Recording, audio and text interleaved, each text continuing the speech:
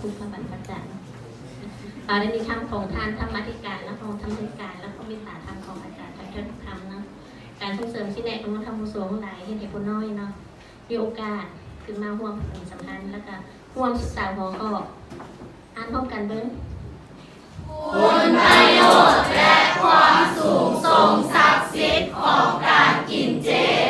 อยู่ในนี้มีจักคนที่บ่เคยกินดีจักเถื่อมีบ่มีไผแน่เคยตั้งปณิธานแล้วตั้งปณิธานกินเจแล้วผู้ใดเนี่ยที่บ่เคยตั้งปณิธานเถื่อยังเถื่อจี้มึงดู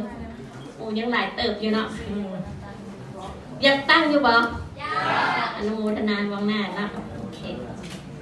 กระสันวันนี้เราลองมาเรียนกันว่าคุณประโยชน์ของการกินเจเป็นอะไรที่จริงอาวุโสทุกคนก็พูดมาแล้วเนาะแต่เรากลับมาทวนคืนน้ำกันนะเพื่อกันลืมดีบ่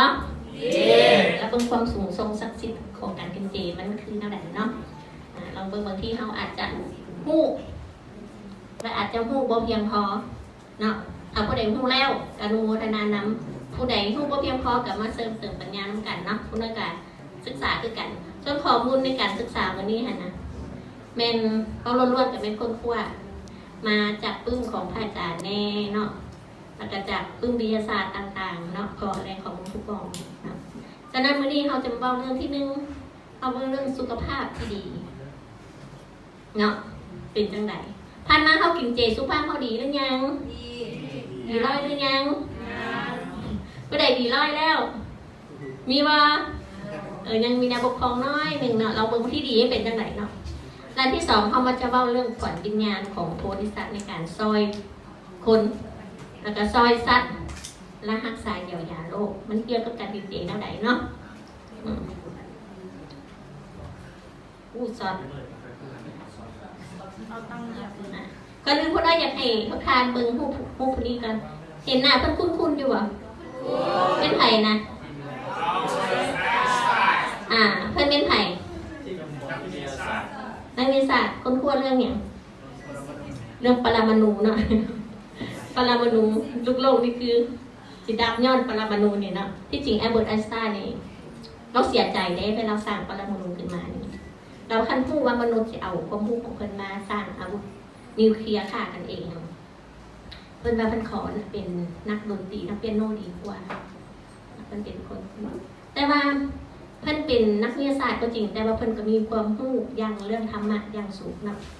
ก่อนเพิ่นสิเสียเพิ่นก็ได้ให้คำเห็นได้ว่าอุ้ยตะซอดตลอดเลยเพิ่นว่าอาหารสมัยที่มันบ่มีดอกอาหารเจเนาะเขาจะเอิ้นมังสวิรัติเนาะมังสวิรัติก็คล้ายๆคืออาหารเจต่างแต่ว่ามังสวิรัตินี่เฮากินพืชได้ทุกชนิดอาหารเจเฮาบ่กินพืช5ชนิดแม่นบ่มีหยังแน่บัวผัดแป้งระยะสูบแล้วกระเทียมโทนหรือผักอีกุ้งบ้านเฮานะกินไม่หายากแต่มังสวิรัติกินทุกอย่างเนาะแต่ยุคนั้นมันบ่ทันมียุคปัจจุบันเนาะฉะนั้นผมบอกว่าในเขตเซิงกับโลกประเทศชาติแต่ว่าจีนนี่เขาก็มีแต่โดนแล้วเหยียบตั้งเอาให้ขึ้นบ่เตี้ยพ่นนะคุณแม่ไฟมันสั่นมันซอสแม่นะขอบใจหลายๆเด้อโอเคแล้วเพิ่นบอกว่าเพิ่นให้คำเห็นว่ามั่งอาหารมังสวิรัตินะมีคุณค่าอย่างลึกซึ้งต่อธรรมชาติเนาะ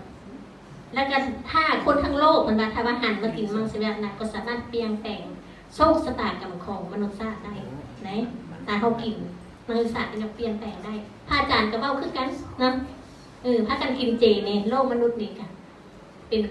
ป็นทางออกทางเดียวให้โลกมนุษย์ว่าจังซี่ซะบ่มีทางอื่นอีกแล้วแล้วเพิ่นบอกว่าบ่มีหยังที่มีผลประโยชน์ต่อสุขภาพของมนุษย์เห็นนะและเพิ่มโอกาสในการอยู่รอดในโลกนี้นะหลายกว่าการกินมังสวิรัติหลายกว่าการกินเจแต่มีวิธีเดียวเท่านั้นโลกเฮาถึงภัยพิบัติทุกมื้อนี้โลกฮ้อนทุกมื้อนี้กันย้อนคนเฮากินซีนหลายเนาะฉะนั้นวิธีแก้ก็คือการกินเจเท่านั้นอันนี้เป็นวิทยาศาสตร์ก็ยั่งยืนและองค์การเวนิพีต่างๆของคนฟังมาหมดแล้ววิธีที่แก้โรคให้ลุดพ้นภัยพิบัติครั้งนี้หลวงครั้งนี้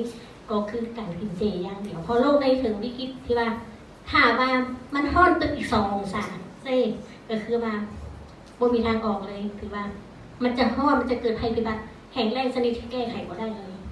ทะเลก็จะท่วมโลกนะเฮาก็บ่มีน้ำกินเอาทะเลท่วมโลกก็บ่มีน้ำกินเป็นหยัง น้ำมันเค็มกินน้ำทะเลได้บ่ได้เห็นบ่ถ้าบ่มีน้ำกินเลยตายบ่บ่มีข้าวกินยังอยู่โดนหน่อยนึงเนาะอยู่ประมาณ10กว่าวันเนาะบ่มีน้ำเด้บ่ฮอด3วันซะแล้วเนาะเจ็บขาถึงนั่นจะตายสำนักก็สั้นๆสามารถอันตรายหลายแล้วฉะนั้นเพราะว่าวิธีเดียวคือการแก้ไขระบบมันคือมังสวิรัติหรือว่าการให้เต็มเฮาเองเนาะแล้วบ่โดนมานี่นะกับบรรดาชื่อแล้วว่าเอลิซาเบธแบล็กเบิร์นเราเป็นผู้ชนะรางวัลโนเบลเพิ่นได้ค้นพบว่าเพิ่นบอกว่าการกินเจนะเฮ็ดให้มีการเปลี่ยนแปลงภายในยีนโตของเฮานะหลายกว่า100โตภายใน3เดือนอันนี้วิทยาศาสตร์ของมาซะเนาะแล้วมันเฮ็ดจังได๋เปลี่ยนจังได๋มันจะเฮ็ดยีนนะเปิดยีนตัวที่ว่ารักษาโรคพยาธิเฮาขึ้นมาเฮ็ดเปลี่ยนแล้วปิดยีนที่เฮ็ดเฮาเป็นโรคพยาธิลงไป3 เดือนกินเจบริสุทธิ์จะผ่านมาเขาบริสุทธิ์ยังเจเฮานะ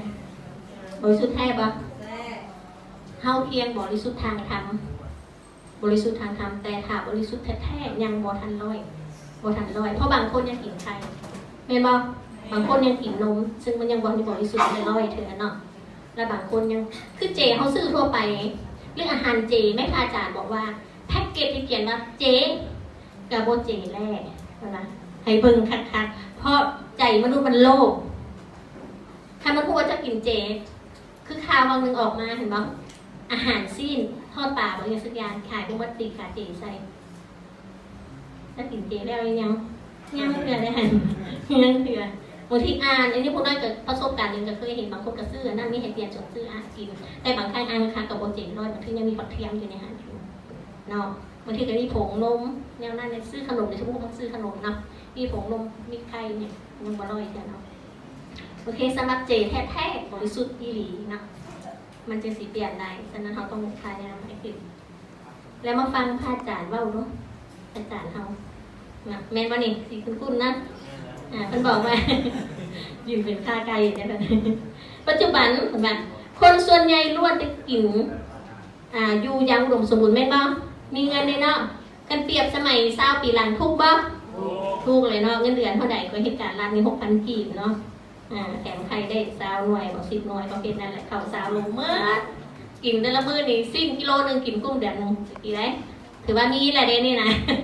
เนาะแต่ว่าเดี๋ยวนี้อุดมสมบูรณ์โดยเฉพาะประเทศจีนเดี๋ยวนี้รวยหลาย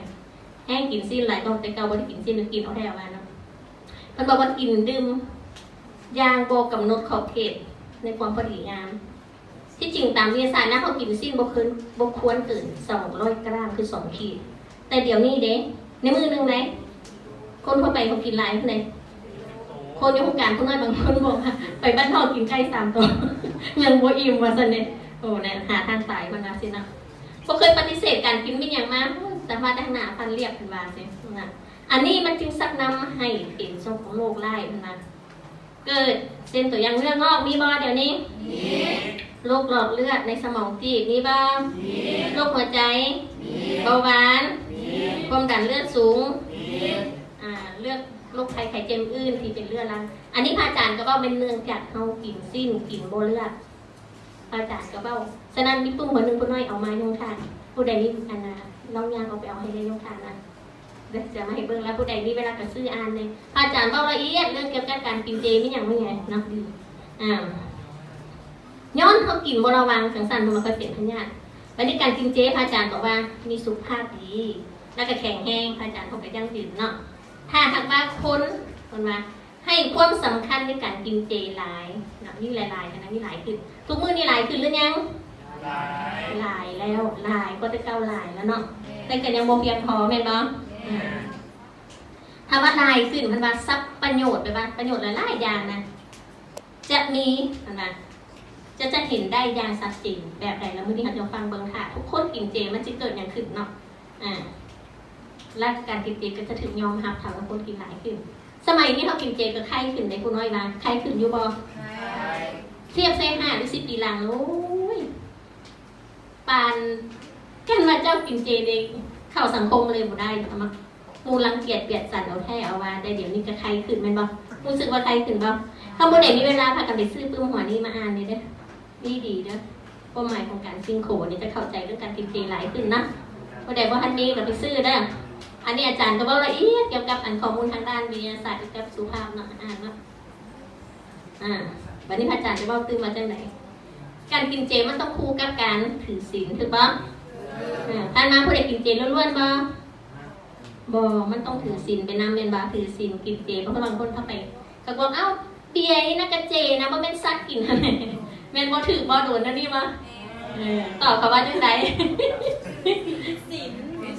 ศีลเจ้าก็มาบอกเจ้าถือศีลไปน้ำล่ะเจ้าก็ว่าเจ้ากินตะเกียบนี่ฉันจื้อไว้ขนาดดอกเขาถือศีลกินเจว่าทั้งสิ้นแล้วก็แล้วเพราะสัตว์กับกส่วนเขากินเหล้าตลอดไม่ระบกินไม่ได้เขาก็สร้างหัวน่ะกับว่าเป็นอย่างเขาสร้างได้มีดอกตอนมาเขาก็หาเอาเองอาจารย์บอกว่านอกจากจะเห็นให้กายธาตุเขาเนี่ยเวลากินเจนะกายธาตุกับเลือดนะจะเกิดความสมดุลขึ้นแล้วยังเห็นให้จิตใจเขาสดใสแม่นบ่แม่นเขาบ่มักมากในกามเพิ่นว่าอันนี้กูฮู้ปานใดน้อยนี่เนาะกูอยู่ว่ามันลดว่าโอ้ลดเหมือนนะโอเคแล้วมันมีผลประโยชน์ให้ทางกายแข็งแรงคือบ่มีปัญญาดีกว่าปกติสามัญขึ้นมากินเจผู้ศึกสลัดขึ้นอยู่บ่สลัดขึ้นเนาะอันนี้ดีคุณน้อยกับผู้ฮู้ปานใดดอกใช่ป่ะว่าแน่ใจแต่ว่าลูกคุณน้อยเราบอกเองเรามาสิแม่แต่ค่าเฮากินเจมากนะเฮารู้สึกว่าเฮาสลัดกว่าเก่าสมัยเรียนหนังสือหั่นนะ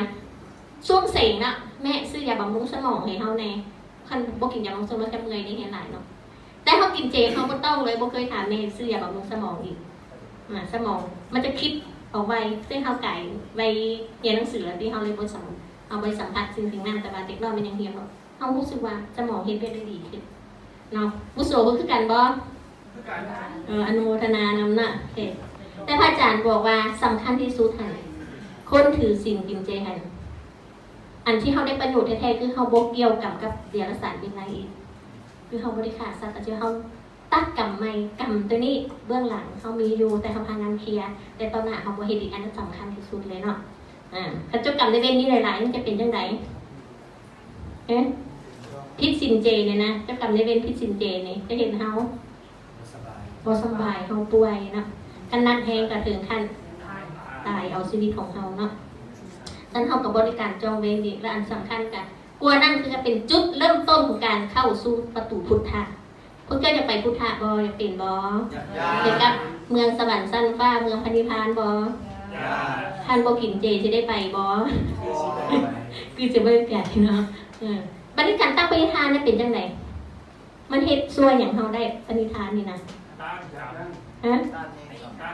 ตาแทงกรรมนั่นคำศัพท์นั่นเห็นสวยงามซื่อๆดอก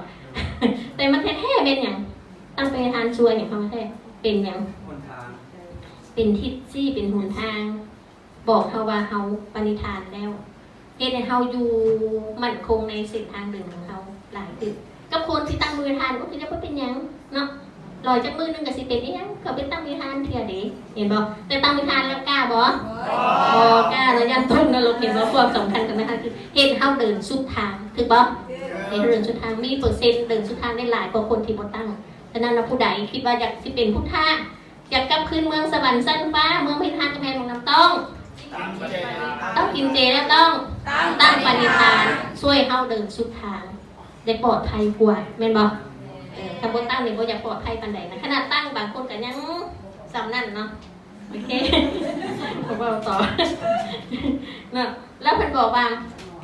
นอกจากเข้าสู่ประตูพุทธะแล้วจะเป็นส่วนหนึ่งของการบำเพ็ญธรรมของเฮาอีกเนาะฝึกฝนแก้ไขอารมณ์และความประพฤติที่นิสัยที่วนตัวอย่างนิสัยในการกินของเฮาแม่นบ่ขนาดนิสัยการกินยังโฆษณาอันนี้สิกับนิพพานได้อยู่บ่อันคุณนิพพานจะมีคนตะกะกินบ่นี่แต่ว่ามันแซ่บมีวันนิพพานแนวนี้คือสิบ่มีบันไดเนาะฉะนั้นเพิ่นจะอาศัยเหตุปัจจัยต่างๆมีโลกมันให้เฮาได้บำเพ็ญขัดเกลาสิ่งเล็กน้อยคือการบำเพ็ญคือการบำเพ็ญในชีวิตประจำวันเฮานี่แหละระเบียบในการนอนระเบียบในการกินระเบียบในการเดินการย่างระเบียบในการใส่ชีวิตเนาะนี่แหละเฮาเบิ่งยาเบิ่งผ่านมันเนาะอย่าซุเบิ่งมันเป็นเรื่องเล็กๆน้อยๆเนาะคันเฮายังข้ามพ้นสิ่งน้อยๆเรานี่เราได้นะสิเฮ็ดเวียกใหญ่ได้จังได๋แม่นบ่ข้ามแค่พ้นดิ่งน้อยๆบ่ได้เฮ็ดได้สิข้ามภูเขา เห็นทางกับนิพพานมันบ่ได้ง่ายแม่นบ่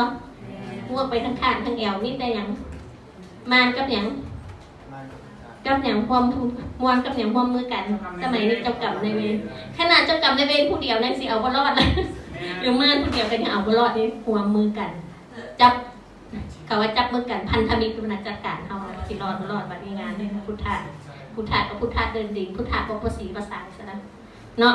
บัดนี้เป็นเหตุผลใช่มั้ยส่วนหลายคนทั่วไปบ่อยากกินเจนี่เฮากินแล้วเฮารู้แล้วได้เฮาต้องไปอย่างหน้าที่ของเฮาก็ต้องได้สุดสวยในในแม่นบ่คันแค่กลุ่มคนเฮากินเจมันจะแก้ไขหยังบ่ได้หลายหากแก้ไขปัญหาของโลกก็มันทุกคนแล้วพวกเฮาเป็นผู้บำเพ็ญธรรมแล้วต้องได้มีหน้าที่ต้องช่วยตนเองให้เดินสุดทางแล้วก็ช่วยคนอื่นได้เดินเนาะและเขาต้องก่อนเขาสิไปช่วยเขาต้องเข้าใจว่าเขาคิดแนวไหนกับคนกินเจแล้วเขาสิแก้ไขแนวไหนเนาะฉะนั้นเขาฟังมาเบิ่งดูแล้วส่วนหลายคนบ่อยากกินเจย้อนหยังอันที่1เขาบอกว่ากินไส้มันแซ่บแม่นบ่ แมน เขาเห็นเขากินซีนกินเจก็เฮ็ดจังได๋กินได้จังได๋โอ้ยจะมีตนเจ้าเด้จะมีเจ้าทุกข์ทรมานคงกินบ่แซ่บๆบักหลายแฮมกินดันกินตายแต่พักแม่นบ่เขาบอกเขาได้เรียนบ่อันในใจเขาก็ว่าได้กูก็กินตนมึงคือกันแม่นบ่เขาบ่กล้าบ่แต่ในใจกูกินตนคือกันนั่นแหละเขาบ่กล้าเว้านิดอยู่เนาะแล้วเขาก็เชื่อว่าบ่มีเหงื่อบ่มีแฮงเดี๋ยวคนที่พูดกันว่าจะกินเจแท้มาอีหลีบ่เอ้ยกินโดนปานใดแล้วกินโดนแล้วเด้เกือบ10 ปีแล้วเด้สิกินโดนปานใดอีกต้องกินตลอดชีวิตเจ้าก็มีเหงื่อมีแฮงอยู่บ้างเหมือนว่าสิก็เบิ่งเอานี่แหละก็มีเหงื่อมีแฮงอยู่เนาะมีอยู่บอกมีเหงื่อมีแฮงมีว่าเขาบ่เชื่อเลยแล้วมันเชื่อว่าเขากินทุกกินง่ายกินแบบบ่มีเหงื่อบ่มีแฮงเนาะที่จริงเนี่ยมันเป็นความคิดทางนั้นอันที่ว่ากินเจแล้วเห็นเป็นลมตื่นนะยังย่านหลายย่านมาขาดอาหารเลยเกิดเห็นตัวเองเมื่อยเขาเอิ้นว่าตามที่เขาเอิ้นว่า placebo effect คิดหลายว่าคือตัวอย่างพวกนั้นเคยเล่านิทานหลายเรื่องให้ฟังเนาะตัวอย่างว่ามีนางนึงอ่ะเพิ่นคิดว่ามีอย่างนั้นเนี่ยก็นี่มดเข้าไปในหูเราไปหาหมอว่ามดมันเข้าในหูก็เจ็บหมอก็ซ่องแผลซ่องว่าบ่มีนะมีจังได๋เราก็มั่นใจว่ามีหมอก็บ่จักสิแล้วคิดออกเรื่องนี้หมอก็ทำทันเห็นแล้วตัวบักใหญ่แต่ว่าเอาออกบ่ได้ต้องซักยาให้เจ้านอนก่อนมันจะเสียออกได้เดี๋ยวเจ้าสิเจ็บก็เลยซักยานอนหลับให้แค่หลับไปซื่อๆตื่นมาก็คือจักซ่อมหมดมาได้ทางไหนก็ตั้งเธอนี่เด้ตัวบักใหญ่ค่อยว่าแล้วนะเศร้าเจ็บแล้วนะคนที่มากินสิ้นแล้วถึงเจว่าเมื่อยก็คือกันเนาะเขาเป็นว่าเป็นซิมโบลเอฟเฟกต์นะฉะนั้นบ่แม่นแต่เขาหอมมีแห้งนะเขาคิดหลายโพดตามบ่ตั้งนี่ก็จะขายเครื่องค่ะแหละเวลาคนขายเครื่องนะขายดีนี่เมื่อยบ่บ่ได้ขายเด้เมื่อยปกติตามลอจิกเลยคนบ่ได้ขายหันต้องบ่เมื่อยคนขายดีต้องเมื่อยเห็นว่าความคิดในจิตนะมันเป็นซั่นเนาะแต่มีเรื่องหลายเราอยู่แต่บ่มีเวลาเนาะบัดนี้บ่เรื่องน้ำงัวแบบนี้นะประเทศให้ว่าเข้าใจว่ากระดูกแข็งแรงแม่นบ่ข้าวถึงบ่ถึกอันคนร่ำคนรวยก็พากันซื้อนมให้แม่กินนมนี่แหละแน่กินนมต่างหน้ามันดีเจ้าเท่าแล้วกระดูกจะบ่แข็งแรงกินเข้าไปน้ำก็บ่กินนมส่วนให้เป็นจังได๋จักเบาหวานกระดูกพุลมในห้องน้ำดังๆกั๊กหักเรียบร้อยพอผู้เฒ่าเฮาอยู่ตรงหน้านี่นมก็บ่ได้กินจักแป้นโอ้ยแข็งบ่แข็งเนาะเขาเอิ้นไม่เท่ากระดูกเล็กหน่อยนะเนาะนมก็บ่ได้กินนะเขาบ่ได้รักกินนมงัวแน่เนาะวันนี้จังนั้นเขาจะมาศึกษาว่าเป็นหยังของซั่นเนาะเขาก็บอกกินเจบ่แซ่บบ่แซ่บฉะนั้นผู้ใดที่กินเจแซ่บเอาไปสู้หมู่กินแน่เขามื้อตาขึ้นมาเนาะที่จริงกินเจนี่ก็ยากอยู่ได้แต่บ่ยากเท่ากันกับตอบคำถามของแม่นบ่โอ้ตอบฉะนั้นวิธีตอบคำถามที่ง่ายคือเฮ็ดแนวแซ่บๆไปให้เขากินเนาะแล้วก็ไปนิดเองโอเคแล้วเขาก็บอกว่าขาดโปรตีนบ่มีเหงื่อบ่มีแห้งที่เขาศึกษาเบิ่งว่ามีแท้บ่เป็นจังซั่นแท้บ่เขาต้องเข้าใจเพื่อเขาสิอธิบายให้เขามันบ่ได้ขาดเนาะขาดได้บ่ขาดมีแห้งบ่แน่นอนพระอาจารย์ก็ได้บอกกินเจแล้วสุขภาพแข็งแรงพระอาจารย์เฮายั่งยืนแล้วเนาะวิทยาศาสตร์ก็ยั่งยืนเช่นเดียวกันบัดนี้เขาบอกว่าสัตว์เกิดมาเป็นอาหารของเฮาแม่นหว่าแม่นหว่า เว้าเป็นคำเว้าที่บ่ยุติธรรมซะเลยแม่นบ่ถ้าว่าจริงสิสร้างโลกมาสิเลือกเอาไปเจ้านี่ก็เป็นสัตว์ในหมู่กินเจ้าจะยอมบ่หรือว่าเนาะที่เจ้าที่ข่อยคันเฮาบ่ผิดเฮาก็สิยอมเนาะจังซั่นเว้าจังซั่นก็ยังไปเว้าหั่นนะสัตว์นี่มันเจ็บบ่เฮากินมันเจ็บบ่มันอยากมีชีวิตอยู่มีบ่ไหนเฮามีอยากมีบ่แล้วคุณอานามเขาว่าพระพุทธเจ้าก็ยังเว้าเนาะบ่มีผู้ใดอยู่ในโลกนี่หั่นน่ะที่บ่เคยเป็นพี่เป็นน้องกันมาก่อนกับสัตว์แสดงว่าหมูหมาเป็ดไก่น้ำเดือดน้ำซาก็เคยเป็นพี่น้องเขามาก่อนบ่ซาดใดก็ซาดนึงเพียงแต่เฮาละนึกซาดบ่ได้เอาบ่ล่ะเอาหลายนะเอาเรื่องซาดเอาแค่อาทิตย์แล้วนี่เจ้าเฮ็ดหยังมาเนี่ยจื้อหมดบ่แหมเฮ็ดจะได้จื้อซาดแล้วซาดอาทิตย์แล้วเลยนะแม่นบ่มื้อเช้านี้จะเว้าหยังกับไผในพบจักคนจื้อบ่นี่เว้าหยังกวงไก่ฮอดซาดแล้วนี่แม่นบ่ฉะนั้นเพิ่นบอกว่าทุกสัตว์ทุกตัวอยู่ในเรื่องที่เฮารู้จักเป็นพี่เป็นน้องเฮามาก่อนเพียงแต่เฮาจำบ่ได้ถ้าว่าเฮาจำได้นี่อุ้ยอีปูเฮานี่กล้ากินเพิ่นบ่สยองขวัญเนาะบ่กล้ากินแล้วเนาะกันเห็นเป็นหัวกระโดดอยู่เนาะบางคนก็บอกว่าคันเฮาบ่กินแล้วสัตว์มันล้นโลกแท้บ่แต่ว่าวิทยาศาสตร์บอกว่าเดี๋ยวนี้นะสัตว์ที่หลายกว่าหมู่อยู่ในโลกผู้ว่ามันไผมนุษย์บวกกับสัตว์เลี้ยงที่เฮาเลี้ยงขึ้นมานะรวมโลก 83% ล่ะสิเลี้ยงกันไว้บ่บัดนี้นะมนุษย์กับสัตว์เลี้ยงคือวัวควายที่เฮาเลี้ยงมากินนะบ่แม่นสัตว์ในธรรมชาติได้ 83% ล่ะล้นแท้แม่นมนุษย์เฮ็ดเองแม่นบ่นี่การกินสัตว์ช่วยให้มันพ้นทุกข์ผู้น้อยเคยมีได้หักคนนึงให้ผู้น้อยมึงว่ากูบ่กินเจแล้วกูบ่ช่วยสัตว์ล่ะคันกูบ่กินเนี่ยกูกินสัตว์แหละมันค่อยได้เกิดสิมันอยู่เฮ็ดหยังมันถูกทรมานนั่นว่ากูกินมันก็เฝ้าเกิดเฝ้าตายเฝ้าเกิดเป็นคนซะแล้วว่าแล้วจะว่าสัตว์ตัวนั้นมันเฝ้าตายมันสิได้เป็นคนบ่หรือมันสิแค้นเจ้าเกี่ยวกับกันใหม่เนาะเขาก็มีทฤษฎีของเขาฉะนั้นเราต้องเข้าใจแล้วทางธรรมที่ลึกซึ้งและอธิบายเขาฟังว่าโบแมมาสัตว์พวกนั้นตายไปได้จนกินไปแล้วมันสิได้เกิดมันสิมาขอบใจเจ้าใดมันสิเกิดหยังขึ้นหลังจากนั้นเนาะสัตว์ตัวนั้นตายพระอาจารย์ว่าไม่เห็นหยังแค่แล้วไม่เห็นจังไหนมันจะถ่าจังไหนถ้าสมมติเป็นตัวงัวมันจะถ่าทุกคนกินซี่มันเหมือนจดใบแต่ละหน้ามีผู้ใดไงกินก่อน มันจดได้เหมือนได้มันจะสิลงยอมลงไปยมพิบาลแล้วไปรายงานอะไรมีผู้ใดไงมีอาจารย์บรรไซกินค่อยตัวอย่างสิมีทับเอกินค่อยมื้อนั้นมื้อนี้กินจักตอนเท่านี้กิโลเท่านี้ขีดใดมันจดไว้ใดมันจะต้องไปใส่มันคืนสินะระวังถ้ามากินสักกิโลละเนาะผู้น้อยจะแห้งหลายเติมทุกมื้อนี่ก็ยังเป็นตั้งส่งก็ยังมากินสิ้นหลายเมื่อผู้น้อยเป็นคนที่แม่เนี่ยพากินสิ้นหลายพวดเขาบอกพวกภาคมาฮิแต่ตอนสิ้นตอนภาคมีเท่ากระดับโอ้ขอบพี่ลีครอบครัวผู้น้อยมีประมาณ9 คนนะเป็นมะเร็งกายเครื่องคนที่รอดอยู่ในปัจจุบันนี้ท่านก็เป็นมะเร็ง3 คนเท่านั้นนะ6 คนเป็น5 คนตายย้อนกินสิ้นหลายกินคือว่าอะไรอันตรายหลายเนี่ยโชคดีผู้น้อยโชคดีได้นะครับธรรมะก็แล้วกันยุติการกินสิ้นนะเพราะสั้นกสิบยุติ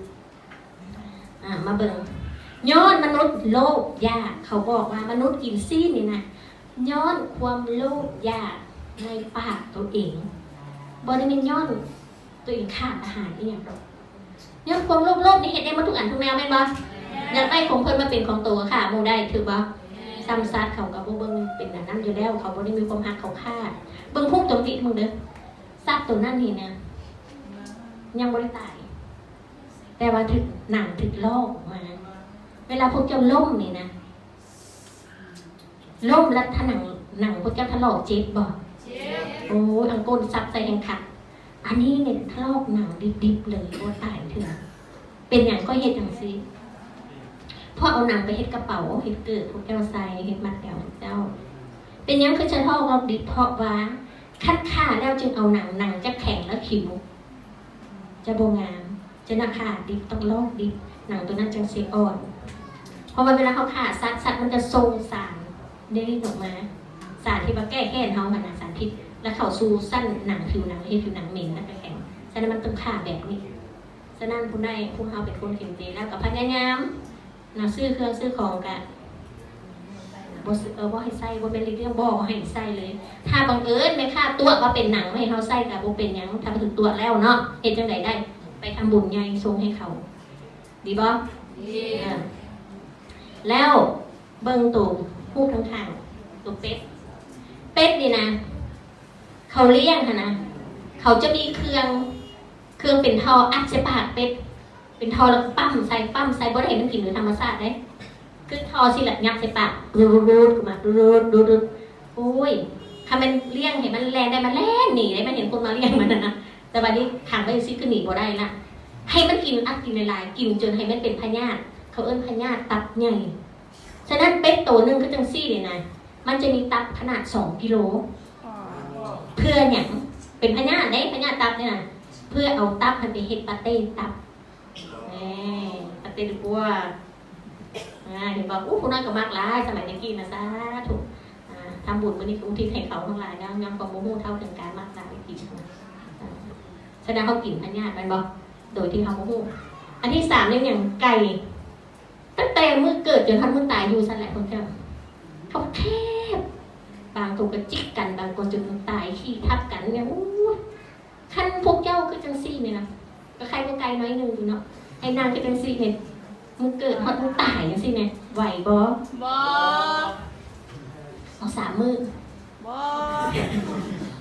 2 ชั่วโมงนี่ยังสิตายบ่มีห้องแอร์เพราะบีบเป็นบ่ยังวัดปิด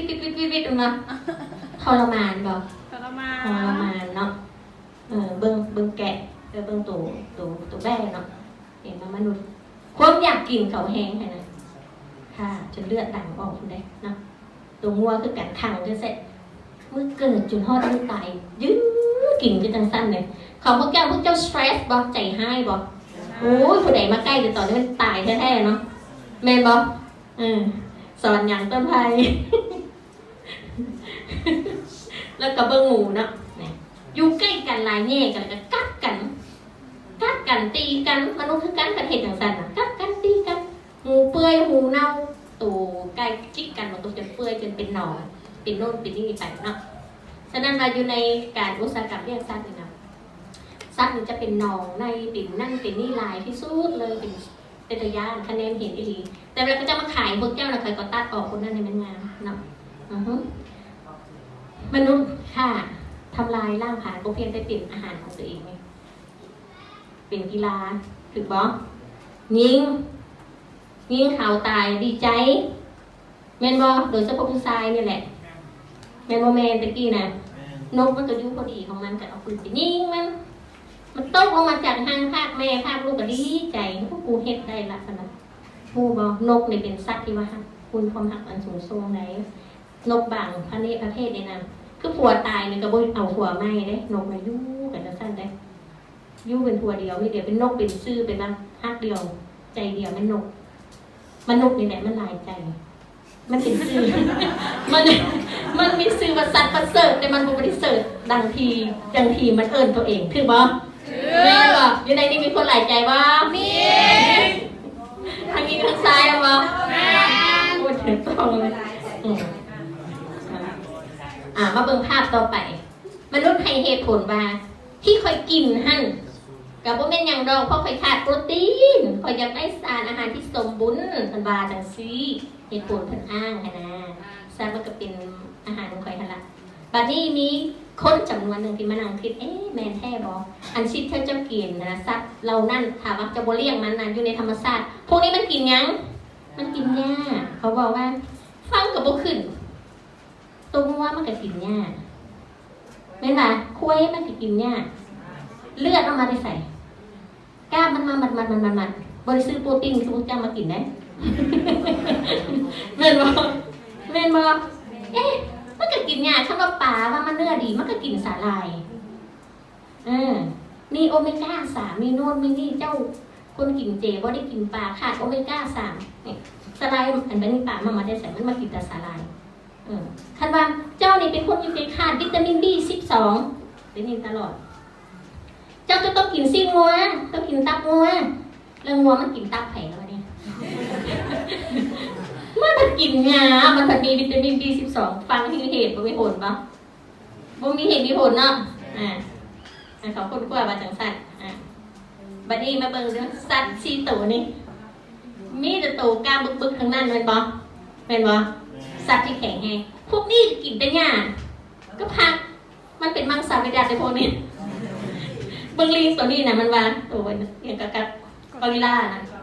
นับตั้งแต่เมื่อใดเกินก่อนที่ค่อยต้องการกินเนื้อเพื่อสุขภาพแข็งแรงมันมาเห็นบ่กล้ามันเห็นบ่มันกินแต่เครื่องมาสิมันตอบเลยกินตอนไหนเขาก็คือกินเนื้อแต่ค่อยแข็งแรงง่ายย้อนมาเหตุผลคือสั้นๆนะคนก็เลยเกิดความสงสัยมาศึกษาอย่างจริงจังมันจะมีบทตีพิมพ์ต่างๆในปึ้มหนังสือต่างๆผู้ใดอยากไปสอบอ่านหนังสืออ่านเนาะคือการศึกษาที่จริงมันมีหลายโลกคุณได้กระทายมาเท่านี้เนาะเวลามีหน่อยสอบอ่านเลยศึกษาอย่างจริงจังเรื่องการกินเจต่อสุขภาพต่อสิ่งแวดล้อมมันเป็นแบบไหนเนาะในสรุปการค้นคว้าออกมาเพิ่นบอกว่า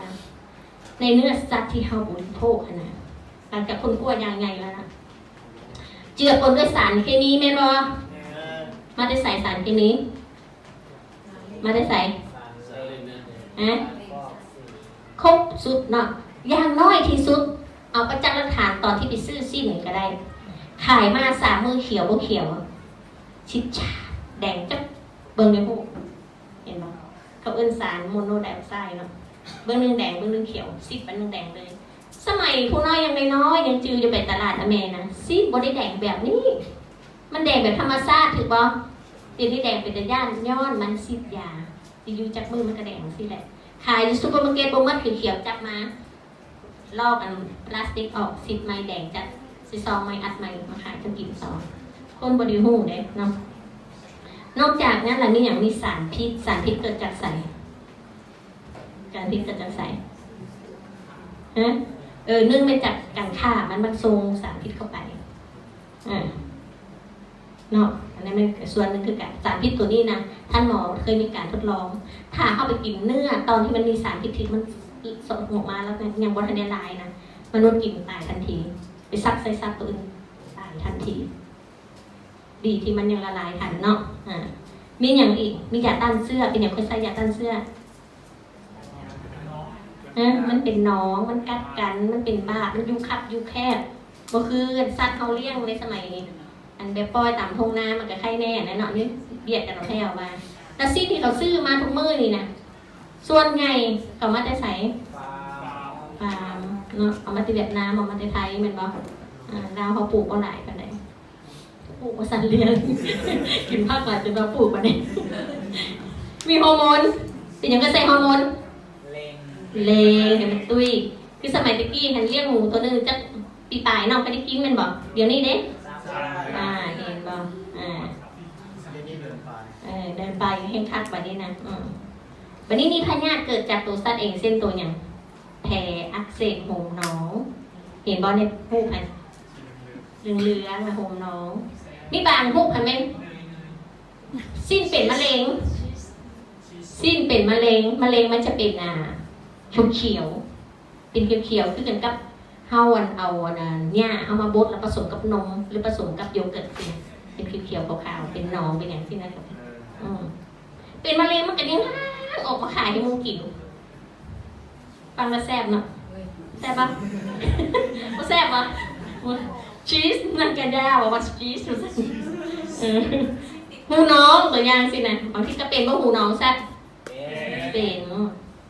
กระต่ายก็เป็นดีขี่หูกระไหลนองกระไหลว่าบางคำจะเศร้ากินก็มองตัวยังน้อยฮะนะมักกินไล่ก็เอิ้นพายพายสิ้นฮะนะพายเนื้อก็เอิ้นนะตอนเศร้าไปเพียงกับพายเนื้ออีเมตอนแรกกับพายเนื้ออีเมออกข่าวมือแรงมาพายเนื้อเอากระต่ายนะเป็นคนเบิ่งมีฮอตขี่มีฮอตโคนมีฮอตเล็บมีทุกอย่างเศร้าเลยขนาดต่างประเทศเลยฮะนะดูเบ้าลาวแหละตามแห่งไก่เนาะ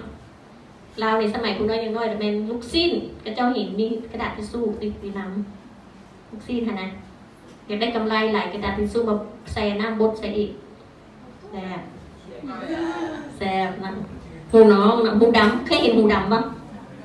หมูหูดำได้ในหูเนี่ยบุยอ่ะอันนี้บุยอ่ะหูคือมันเน่ามันเปื่อยพอมากินปิ้งหูสินะหูหมูแบบบ้านเขาแซ่บปัญญาปิ้งก็มาสิหูมันดำปะจะดำทานหรือดำกินไปบัดเลยเนาะเห็นบัดลงไหมเคยเห็นปะ โอ้ไข่บัดนกนี่แซ่บบ่กินไข่บัดนกแซ่บบ่แซ่บบ่บ่ฮู้ก็แซ่บแม่นบ่เล็กเปื่อยจะเห็นพญานเล็กเปื่อยบ่งัวมักเป็นนะงัวมักเป็นเล็กเปื่อยงัวบ้าเด้งัวบ้า กินแล้วสิบ้านำบ่แม่ท้องสั้นนี่แม่ท้องบ่โอ้ยมีหลายนี่พวกเราก็เคยเห็นหลาย อันนี้เป็นครอบครัวพี่น้องเอง กินดองซื้องัวมา2 ตัวครัวมาแล้วมีพญาแม่ท้องนะอันตัวแปรเนาะงัวนั้นมีตัวแปรนะปาดดึงออกปาดดึงออกปาดดึงออกอันแกนก็จะซอยแกเห็นลาบให้แขกกินเขาใครจะอยู่เพื่อนพวกเขาอยากฆ่าเราคนกินสิ้นเนี่ยบอกเขาแล้วตัวจริงเป็นเนื้อสั้นนะเขามันจะสิลาบตายนะเนาะแล้วอันอื่นนานาอีกเนาะบอึกเลยไข่งานนะขั้นบอกเขาบอกว่ากินสิ้นแล้วแข็งแห้งลองอธิบายว่าสิ้นมันมาจากแรงมันมาแบบนี้สิแข็งแห้งบอกเขาสีเสื้อบอกว่าแข็งแห้งแบบนี้มันมีทางเอาพวกไปให้เบิ่งนะแบบนี้เขาจะบอกว่าในเนื้อสัตว์อันนี้นี่เนื้อสัตว์บดนี่ส่วนหลายนะขายบ่หมดเป็นนองเป็นนั่นเป็นนี่หรือว่ามันเหลือเศษค่ะว่ามันเหลือเศษที่มันตัดตอนไงได้นะถิ่มเรื่องเครื่องบดแล้วก็เป็นสิ้นบดขายเดี๋ยวตลาดบ่อึดแม่นบ่พกขี่ข้านทางตลาดเลยข้านฟักสิ้นเลยไปซื้อจริงๆมันเป็นเนื้อเศษเนื้อที่ปาดเอาไม่พญาใกล้เนื้อบนนั้นจะเกาเฮ็ดบ่ได้เห็นเราเห็นในโรงงานขาดซัดนะเอามาแล้วก็มาปาดออกแล้วก็มันเศษแห้งขาดอะไรกับฮิตซิสเนาะฉะนั้นพญาทั้งนั้นเลยถ้าท่านหมอมันว่าทั้งไหนเนื้อที่เราบริโภคนี่มันหมายถึงชีวิตไหนแม่นบ่มันเป็นการสูญเสียของชีวิตของสัตว์และของเฮานำถ้าเพิ่นโตตายคือบ่เมื่อสัตว์ตายการที่สนองกรรมก็คือเฮาต้องตายเป็นการตอบแทนเฮาช่วยสัตว์คือเฮาช่วยตนเองแม่นบ่มันสร้างความทุกข์ให้สัตว์สร้างบ่ความทุกข์ทรมานมันเป็นสาเหตุใหญ่ที่เฮ็ดให้คุณเป็นพยาธิให้แห้งหลายชนิดเช่นหัวใจเบาหวานมะเร็งตายก็อันก่อนวัยอันสมควรแม่นหรือบ่แม่นแทนที่เฮาสิอยู่ฮอดยืนทำ80กินซีนหลายนี่อาจจะได้ครึ่งนึงแม่นบ่อาจจะบ่ฮอด40ซ้ำแม่นบ่เพราะว่าเฮาบ่กินซีนซื่อๆได้เฮากินหยังพร้อมฮะเหล้าเบียร์พร้อมนอกจากเหล้าเบียร์แล้วกันก็มีแนวต่อเนาะแม่นบ่แม่ดูยอมรับดีๆมั้ยอันนี้มันว่าองค์การนั้นอนามัยสุขภาพโลกเพิ่นบอกว่าพวกกินซีนเด้อไปบอกพี่บอกน้องผู้ใดมักกินนั่นเขาเอิ้นว่าเบคอนฮู้ดอกเบคอนตะกี้แซ่บบ่แซ่บเดี๋ยวนี้แซ่บบ่บางคนยังอยากไปได้เห็ดซุปเจ็ดๆอย่างเมื่อกี้นี่เห็นนะเพิ่นบอกว่าให้กินแค่50 กรัมหรือว่าครึ่งขีดนะต่อ1 มื้อไปว่าประมาณ2 เตียงเบคอนเท่านั้นโอกาสที่ว่าเป็นแคนเซอร์นะเพิ่มขึ้น 18%คุ้มบ่แคนเซอร์แปลว่าหยัง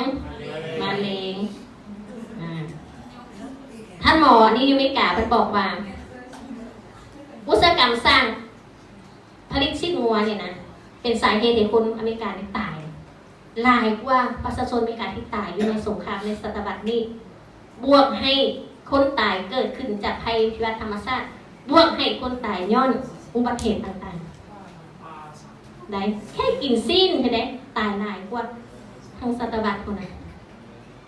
นี่เหตุผลใดนี่สิกินซีนอีกบ่ยากอยู่บ่มาเบิ่งดูเป็นไผนี่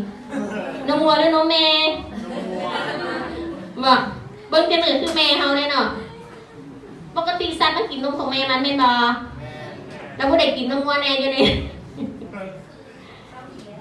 ถ้าผู้ใดกินนมวัวก็ต้องนัวเป็นแม่ได้บัดนี้นะแม่รู้บ่แม่นลูกไผลูกมันแน่เนาะฉะนั้นท่านหมอก็บอกบ่ท่านหมอบอกบ่นมแม่เป็นนมที่ดีที่สุดแต่ยังดันเอานมวัวให้ลูกกินย่าไปทางเบ้าเด็กเนื้อเดียวนี่มันหนามึนหนาเหลืองคืองัวคือควายบอกย่าพันว่าสิเนี่ยมันกินนมงัวแม่มันเป็นงัวมันกระดื้อคืองัวละพันว่าสิแม่นหวะ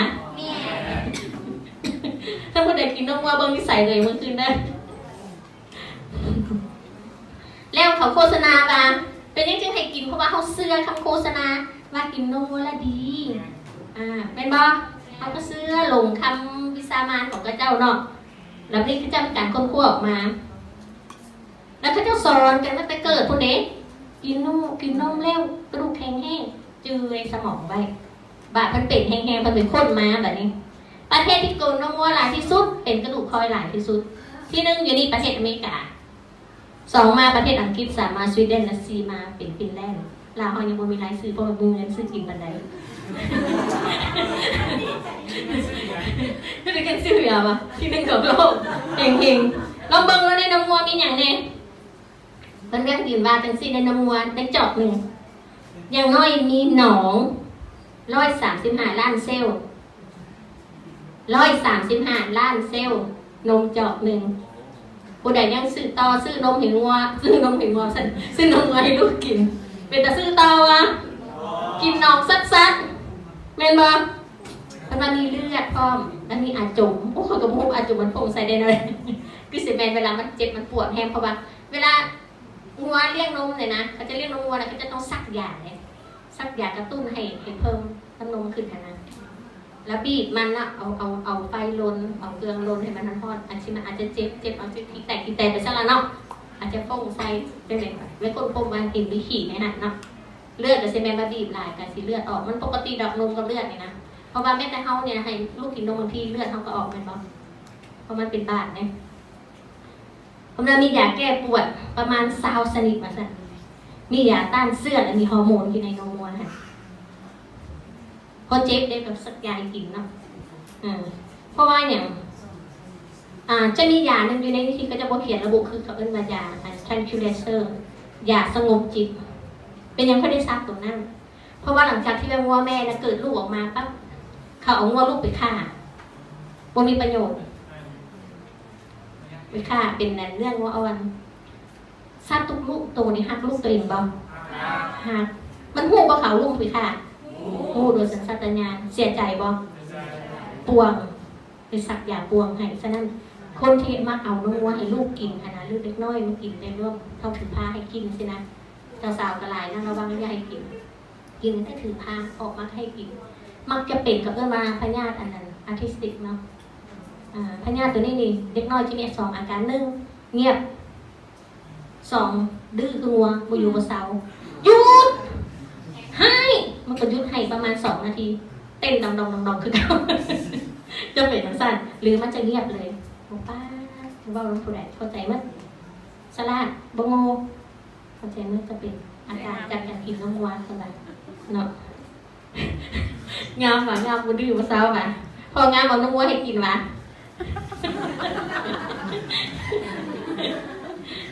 เขาว่ามีแบคทีเรียมีเชื้อโรคไหมฮะ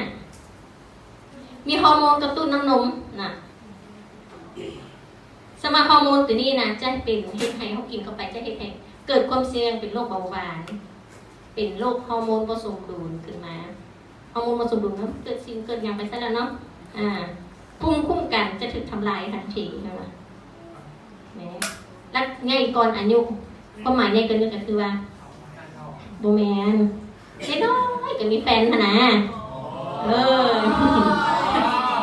คือสมัยนี้เจ้าเห็นทะเลอนุบาลคงจักมักกันมันจะไหนตนาคนกระยอมแหละอนุบาลเป็นหัวใจเต้นตึกตักเนี่ยได้ยินเขาล้มกันมักกันแล้วลงนอนข้างๆกันแล้วหัวใจเต้นตึกตักว่าสนิทมาอนุบาลเจ็บหัวลงสาวกับเป็นก็หันพันลงกันเคยไปรักนอนฟังเลยมึงสิให้ผู้สาวมักมึงเนี่ยมันก่อนโลดมันมาเด็กอนุบาลน่ะปะโถขอมาตายเข้าไปอีแดงไปเคยยินมันก่อนโลดอันอีนั่นนะเขามักมันจิตตายนะมันเครียดกระจุกที่มันจะซื้อมันเครียดมันงอนมันบาเลยตายเด็กน้อยดูมันเห็นจะสั่นเนี่ยย้อนอย่างกินนัวมันใหญ่กว่าอายุเนาะแก่แดดเอิ้นเนาะแก่แดดแก่ลงไปนะและนอกจากนั้นมีนมวัวมีกรดโปรตีนนี่มีหน้าที่อย่างมันจะดูดเอาแร่ธาตุและแคลเซียมจากกระดูกเอาเป็นอย่างสั้นย้อนสั้นเขาจึงเป็นกระดูกทอยมันบริมาเสริมแคลเซียมเห็นจังได้บาดนี้นะ บัดนี้ยังแคลเซียมของวัวมันก็ใส่บ่ได้กับมนุษย์คือเก่าเนาะนอกจากนั้นมันจะมีเคซินกับโปรตีนชนิดหนึ่งเฮ็ดให้เป็นมะเร็งนมกินบ่นมวัวมะเร็งต่อมลูกหมากเป็นแค่หลังเป็นโรคเกาต์เป็นเส้นเลือดตีบเป็นลำไส้อักเสบซ้ำเหื่อท้องอืดท้องเฟ้อแล้วก็เป็นหืดมีท่านหมอคนนึงเคยบอกว่าท่านจะให้ตายไว้คนละพันเมยสอนมนุษย์สิสอนให้มันตายไว้ซะมันแล้วอะไร5 อย่างจึงไว้ 1. กินสิ้นคันนี้ยากมีพี่น้องเจ็บซื้อให้มันโลดมันเขาไม่ได้ดูแลยากกันมาสิ1เป็นสิ้น2นม3ไข่4น้ำตาล5น้ำมันซื้อให้กินโลดซื้อนมจะแพ็คนึงให้เขามันไปมักไปใบกันมาสิเมื่อยบอกกันมาสิเมื่อยบอกเมื่อยปวดเอาสักบอกเอาอะวันนี้มาเบิ่งไก่พวกเดี๋ยวมากินไข่ไงอยู่นี่นะมาจะคนมาเบิ่งเด้อเบิ่งหุบไก่แล้วหนามเป็นยังไงซุปมันเป็นอย่างเป็นยังค่อยคาดเขาตัดเป็นอย่างค่อยตัดมันท้อง เขาเรียกไปย่ามันจีกันเขาตัดบางคนเฮงๆตัดตีนพร้อมเป็นอย่างตอนนี้มันตัดซุปแล้วมันห้องมันโวยเป็นวายตัดตีนมันพร้อมมันเขาบอกไปใส่เป็นซึ่งทันแหละบางโรงงานจะถึงตัดตีนนะตัดตีนพร้อมนี่ห่วงบ่มนุษย์สัตว์ที่ประเสริฐเห็นบ่ผู้ทำอีกนะก้นไข่มันกำลังไข่บางตัวมันไข่เลือดจุดเลือดออกไข่ที่เจ้าได้มานะได้เลือดมันน้ำตาเห็นบ่ตีนมันอยู่แนวนั้นนั่นแหละกินบ่เคยเห็นเดือนบ่เคยเห็นตาวันกินลูกเดียวแล้วก็ไข่ลูกเดียวจะว่าไข่นี่เจ็บบ่ไปไข่หัวแข็งเจ็บบ่เจ็บ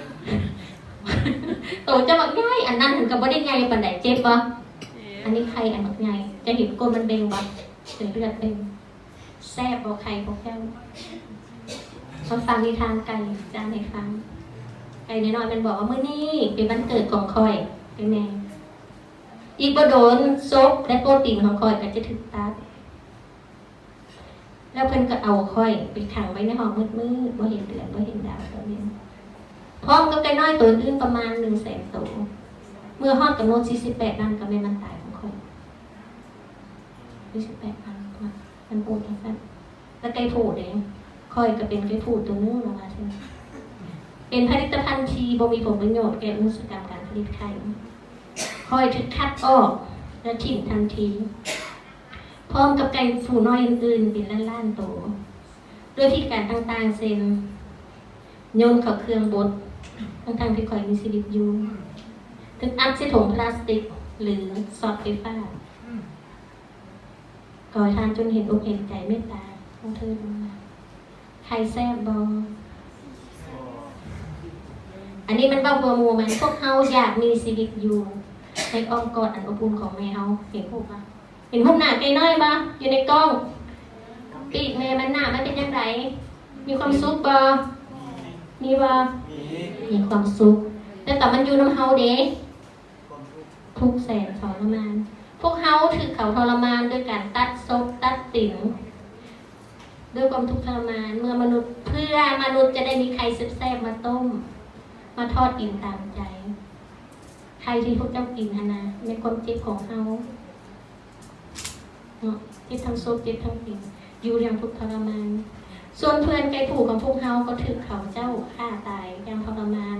ด้วยพิการโหดร้ายทารุณต่างๆเพราะพวกเขาเกิดมาบ่มีผลประโยชน์แก่อุตสาหกรรมไทยเอาเบิ่งฮู้เบิ่งคักๆฮู้ทุกนี้เป็นของเลือกไก่ผูกเลือกลำโยนทีมเลือกลำโยนทีมเห็นบ่เมื่อจับมันนะป่านี้บ่มีป่านี้เห็นไก่น้อยมันย่านบ่ลีกสิฝาสิจนย่านจนสั่นเนาะส่วนเบื้องข้างๆนี่เป็นฮู้ที่บ้านมันมีเครื่องเป็นสิได้เป็นอิ่วๆเป็นสินะมันจะตกลงไปสู่อย่างเห็นป่ะมันตกลงมาทั้งลุ่มจะเป็นเครื่องบดคือบดซิ่งนะโยนลงไปแบบบดดิบเลยซิ่งไก่พวกนั้นบางทีอาจจะเป็นแฮมเบอร์เกอร์เป็นนั่นเป็นนี่พวกเข้าทิ้งแล้ว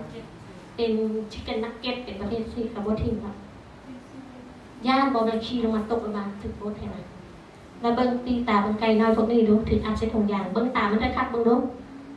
หน้ามันย่านสยองขวัญบ่เห็นตามันบ่ผู้อยู่ใกล้ๆเห็นบ่เป็นตาย่านบ่นั่นแหละเขาสิอัดแก๊สใส่บ่ให้หันใจแล้วก็ตายย้อนการกระทำทารุณต่างๆเรานี่เนาะมันจะมีพวกเขาจะมีทรงคนพวกหนึ่งเข้าไปเขาเบิ่งว่าสปายเป็นหยังนักซื้อสอดแนมเนาะ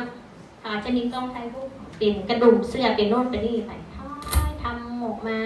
พ่นคั่วออกมาสิ่งต่างๆแล้วก็ตีพิมพ์ออกมานึ่งกินสิ้นเป็นพญาติเป็นโน่นเป็นนี่ไปมาตรฐานต่างๆพิมพ์ออกมาเกินกัน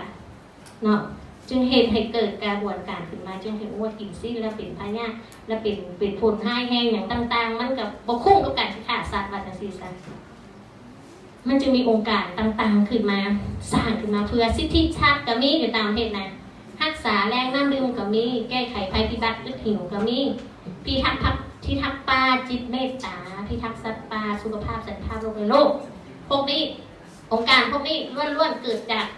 การที่เขาทารุณกรรมสัตว์แต่การที่เขากินสิ้นแล้วเป็นพยาธิอย่างที่กินนมแล้วเป็นพยาธิแล้วให้คนได้หูแล้วสูงโปเพียงแต่ว่ากินสิ้นแล้วให้เขาเป็นพยาธิแต่ไม่ได้ทำลายโลกของเขาทำลายถึงขนาดเขาเฉียนชิบุรีบอลสีอยู่เนาะได้จะน้อยให้ก่อนชุดจะเล่าให้ฟังมันเป็นแบบใดดีบอย้อนมาทางสั้นมันจะมีเกิดการค้นคว้าขึ้นมาการเอกสารตีพิมพ์มาอยู่ใน Google Search มันบอกว่ามีจำนวนคนเพิ่มขึ้นศึกษาเรื่องกินเจทางอินเทอร์เน็ตหลายที่สุดเลยส่งขึ้นในเห็นปะนักไส้เลยค้นคว้าเดี๋ยวนี้เนี่ยก็เข้า Google เนี่ยก็เข้า Google มาค้นคว้าอย่างไงคือเขาเห็นคนสนใจ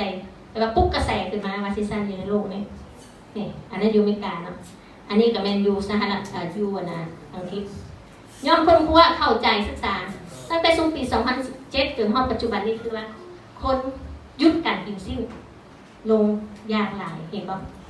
ทางลงมาเลยสิเลยย่านอเมริกาจะมีหล่นลง2 มื้อต่ออาทิตย์พอกินสิ้นนะจะมีการเขาสั้นมีการตั้งปฏิทาน1 เดือนลองเบิ้งจะกิน1 เดือนกินเจมันจะเป็นยังไงเขาก็กินอาหารแซ่บๆเพื่อเขาเย็นสิแหละโคตรกินเจได้เดือนนึงเราก็จะกินตลอดชีวิตได้แมนบอกจะมีร้ายนะวันนี้เขาบอกว่าภายในระยะ3 ปีที่ผ่านมาก็2015ขึ้นมาเนาะคนอเมริกาหัวโปเนาะประกาศหัวโปวันนี้ประกาศอเมริกาแต่ก็ยังยอมเลยคนกินเจเพิ่มขึ้น6 เท่าหลายบ่6 เท่าโตหลาย6 เท่าซ้ำใดสมมติเคยกิน100 คนมันก็เป็น600เพิ่มขึ้น6 เท่าอังกฤษก็ได้ 3.5 รัฐบาลจีนกันยังมีนโยบายส่งเสริมให้ประชาชนลดเนื้อลงครึ่งนึง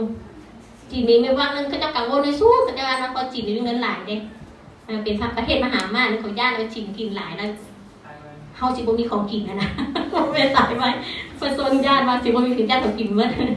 เขาเลยลดเนื้อลงครึ่งนึงพะนะบริษัท Google ไม่แต่ Google เองมีนโยบายคุกแต่งเจเนี่ยป่ะให้พนักงานกินแล้วแผนการคือว่าจะให้กินเจโดยสมบูรณ์ได้บ้างค่อยๆก็นั่นหมายต้องมากินเจสุดท้ายต้องกินเจโดยสมบูรณ์แต่ Google ได้บริษัทเคยเห็นมันบ่อยู่นะอยู่ไสอเมริกาอยู่ซานฟรานซิสโกนะเห็นแล้วนะบรรดานักกีฬาบอหรือว่าดาราหนังบอหรือนักวิทยาศาสตร์บอหรือผู้นำล้วนแล้วแต่กินเจพอกระเจ้ากินด้วยสมองและปัญญาเข้าใจแล้วว่ามันดีเนาะแล้วก็จะสร้างหนังเรื่องดังๆผู้ใดมีโอกาสไปเบิ่งเนาะก็The Ground Up แล้ว The Game Changer จดเอาไว้เนาะซ้อเอาเบิ่งหนังตัวนี้ในเหตุโลกแตกตื่นเลยว่าเบื้องหลังการกินสิ้นมันเป็นอย่างไรเหตุผลเนาะเราทั้งหมดเลยซ้ำเพิ่งจะมาฟังทำนะเหตุคนตื่นเนาะฉะนั้นข้อมูลต่างๆนานาเกิดการเคลื่อนไหวอย่างในหลวงเลยสรุปคนเฮามี7 เหตุผลโดยเฉลี่ยแต่ว่าทางท่านเขาอาจจะมีหลายกว่านั้น1เขาบอกว่าเขาแบบเขาสัมภาษณ์เราวิทยาศาสตร์ยังยืนว่ามนุษย์บ่จำเป็นต้องกินสิ้นก็ได้เพื่อสุขภาพที่แข็งแรงแม่นบ่โครงสร้างร่างกายของมนุษย์ยังยืนว่ามนุษย์เฮาบ่แม่นสัตว์กินสิ้นถือบ่ คันนี้แขวเขาต้องยาวๆสิเนาะเห็นบ่เล็บเขาต้องแหลมๆนะเห็นคนเด็กกันยากคุบเห็นบ่แต่ว่าเล็บเขาเนี่ยแค่ปอกมาเกี้ยงเลยบ่แขวเขาก็แค่ไปเก็ตไมโมซื่อๆเนาะไปกัดผู้ใดตายก็ตายย้อนบ่แล้วเคยมีข่าวอาจารย์มันใส่ให้กัดคนนี้ตายแต่นำว่าก็มีนะมีนะตลอดบริโภคเนื้อสัตว์เป็นสายเหตุใหญ่เป็นโรคภัยแห่งต่างๆบ่ว่าทางธรรมหรือทางโลกเว้าเป็นเสียงเดียวพระอาจารย์ก็บอกก่อนไปแล้วเนาะการรับประทานหมากไม้และผักนี่ดีต่อหัวใจนะป้องกันโรคพยาธิต่างๆและเฮ็ดให้สุขภาพแข็งแรงแม่นบ่เขาบ่ถึกหลอกตี้มากินเจนี่ส่วนหลายก็จะบอกว่าคนที่ถึกก็จะหลอกมากินเจศาสนากวนอิมหลอกคนกินเจหัวปักหัวปลาแม่นมั้ยแม่น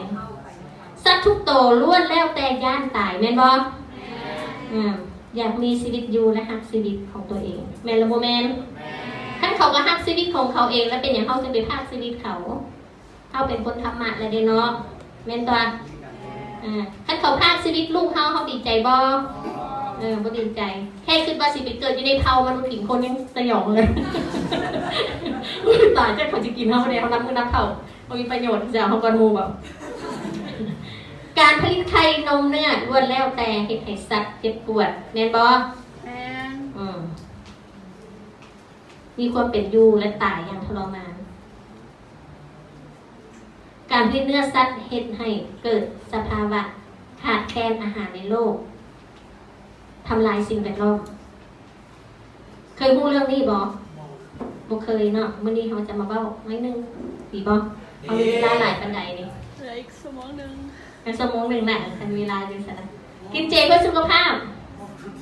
ก็ถ้าสิเว้าเรื่องสภาวะโลกเนาะว่าที่ถึงเพศสุขภาพมาเบิ่งนี่ปรมีของคนกินเจอันนี้นะ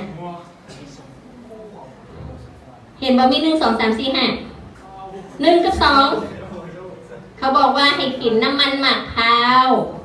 ในการปรุงแต่งอาหารเพื่อเพิ่มไขมันที่ดีให้ร่างกายของเฮาถ้านักกินน้ำมันมะพร้าวได้ยังโอเคสุขภาพที่ดีลดลงไปน้อยนึงแล้วอะโวคาโดช่วยให้เฮ็ดให้สุขภาพดีขึ้นแต่ให้กินปริมาณน้อยนะกินพอดีพองามเดี๋ยวอ้วนมันเป็นอย่างดอก3จุดที่3เนาะพืชตระกูลถั่วพืชประเภทให้ธาตุแป้งและโปรตีนแม่นให้กินประมาณ 10% บางคนหันย่านขาดโปรตีนย่านขาดนั่นขาดกินเอาสั้นให้บ่กิน 10% เนาะโอเคอันที่4พืชประเภทเม็ดแกนโดยเฉพาะเม็ดแข็งๆนะเรียบมักทั่วที่มีแกนแข็งนะได้ปิดแกนขาวมีไขมันประเภทดีแล้วก็มีไฟเบอร์และมีโปรตีนแม้แต่มันจะดีก็ให้กิน 10% เหมือนว่าจังซี่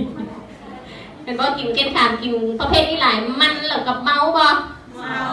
สำหรับกินเกิน 10% ที่บอกนั่นน่ะหมากไม้และพืชผักต่างๆให้กินประมาณ 70-80% ฉะนั้นให้กินผักกับหมากไม้หลายๆผักหลายสีกิน80 70 80แล้วแต่ขนาดเนาะแต่อันที่เว้าผ่านมาให้กินน้อยๆมันมักข้าวแม้แต่ดีกินให้น้อยที่สุดเทียบแต่อันอื่นนะในสารอาหารที่สำคัญมีประมาณ4-5อย่างมีโปรตีนมีไขมันมีธาตุแป้งวิตามินแร่ธาตุน้ำอย่าลืมน้ำเด้อทานมาแต่ละคนมีไผแน่ตื่นเช้ามาแล้วกินน้ำนิดนึง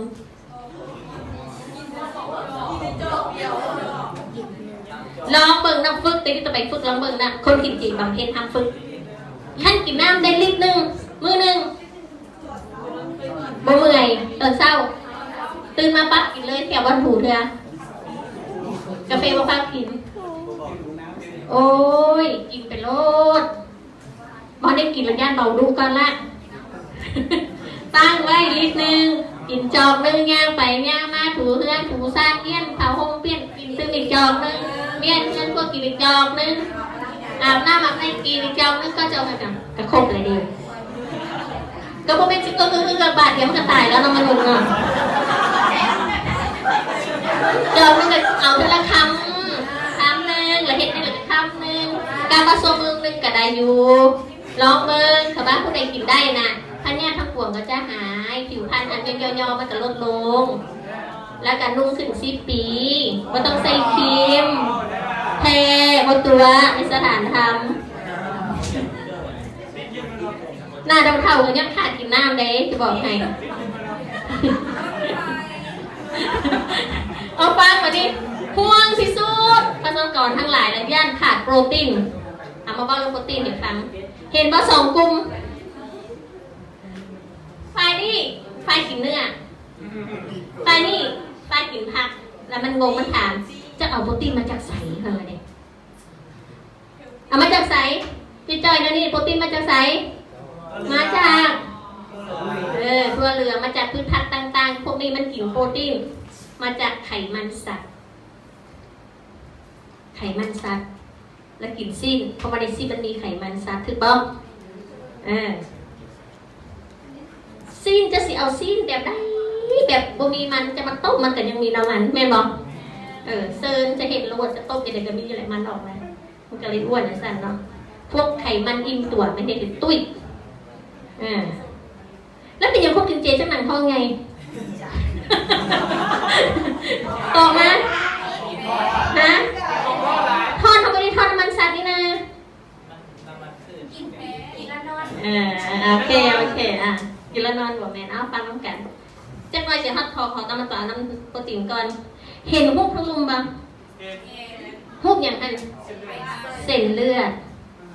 แล้วมีไขมันพร้อมถือทั้ง2 อย่างพอมาอายุ20 ปีไขมันเริ่มละ30 ปีลายขึ้น40 ปี50แล้วคนที่กินเจเริ่มกินจอนปีไหนสาวก็มี30ก็มี40ก็มี50ก็มีผู้น้อยนี่กินเจเริ่มปีไหนวะ48แล้วแสดงว่าไขมันแต่สำหรับให้กินสิ้นหลายชั่วผู้น้อยนี่มันอยู่ประมาณ50กว่าชั้นประมาณนั้นล่ะแล้วกินเจปั๊บแล้วจะให้สุขภาพแข็งแรงเป็นไปได้บ่เจ้าสะสมจักปีค่อยได้ซ้ำนั่นบอกเจ้าก็ต้องสะสมเท่านั้นปีที่มาเอามันออกถึงบ่เห็นพวกตัวลิงบ่มันกันบอกคือกันอันตัวสัตว์น้อยๆมันถามเจ้าแน่ใจว่าต้องการเจ้าว่าต้องการโปรตีนจากสัตว์เจ้าแน่ใจกันมาตัวแห้งเนาะบัดนี้แรงโปรตีนเด้มันให้เท่าอย่างนี้ที่1ให้ยังพลังงานอันที่2เด้ซ่อมแซมบำรุงรักษาเซลล์ต่างๆในร่างกายอันที่3มันจะให้ฮอร์โมนแบบสารฮอร์โมนต่างๆในร่างกายนั่นคือหน้าที่ของโปรตีนโปรตีนจากพืชเฮ็ดได้บ่3 อย่างนี้ได้อันตัวต่อมามันจะเฮ็ดหยังมันเป็นเอนไซม์เนาะเป็นโปรตีนเอนไซม์อยู่นี่เนาะที่5มาขนส่งรักษาโมเลกุลและตัวที่6เป็นแอนติบอดีเนาะ2 อย่างนี้มีหน้าที่ของโปรตีนแล้วเขาได้จับพืชบ่มาเบิ่งแรงของพืชเนาะหลายบ่ครูอยู่ใกล้ๆเบิ่งเห็นไหมตัวสั่งลุ่มซึ่งเป็นโปรตีนเบิ่งเปิดของลุงกันจากหยังเพิ่นบอกว่าเขาต้องการโปรตีนนะประมาณ 0.3 กรัมกับ 0.8 กรัมต่อน้ำหนัก1 กิโลสมมติว่าเขามีน้ำหนัก50 กิโลเป็นไผ่ใน50 กิโลอย่างนี้เขาต้องการโปรตีนประมาณ40 กรัมต่อมื้อและเขาสามารถทำแรงโปรตีนจากพืชธัญญาหารต่างๆแต่หมักไหม้ก็มีโปรตีน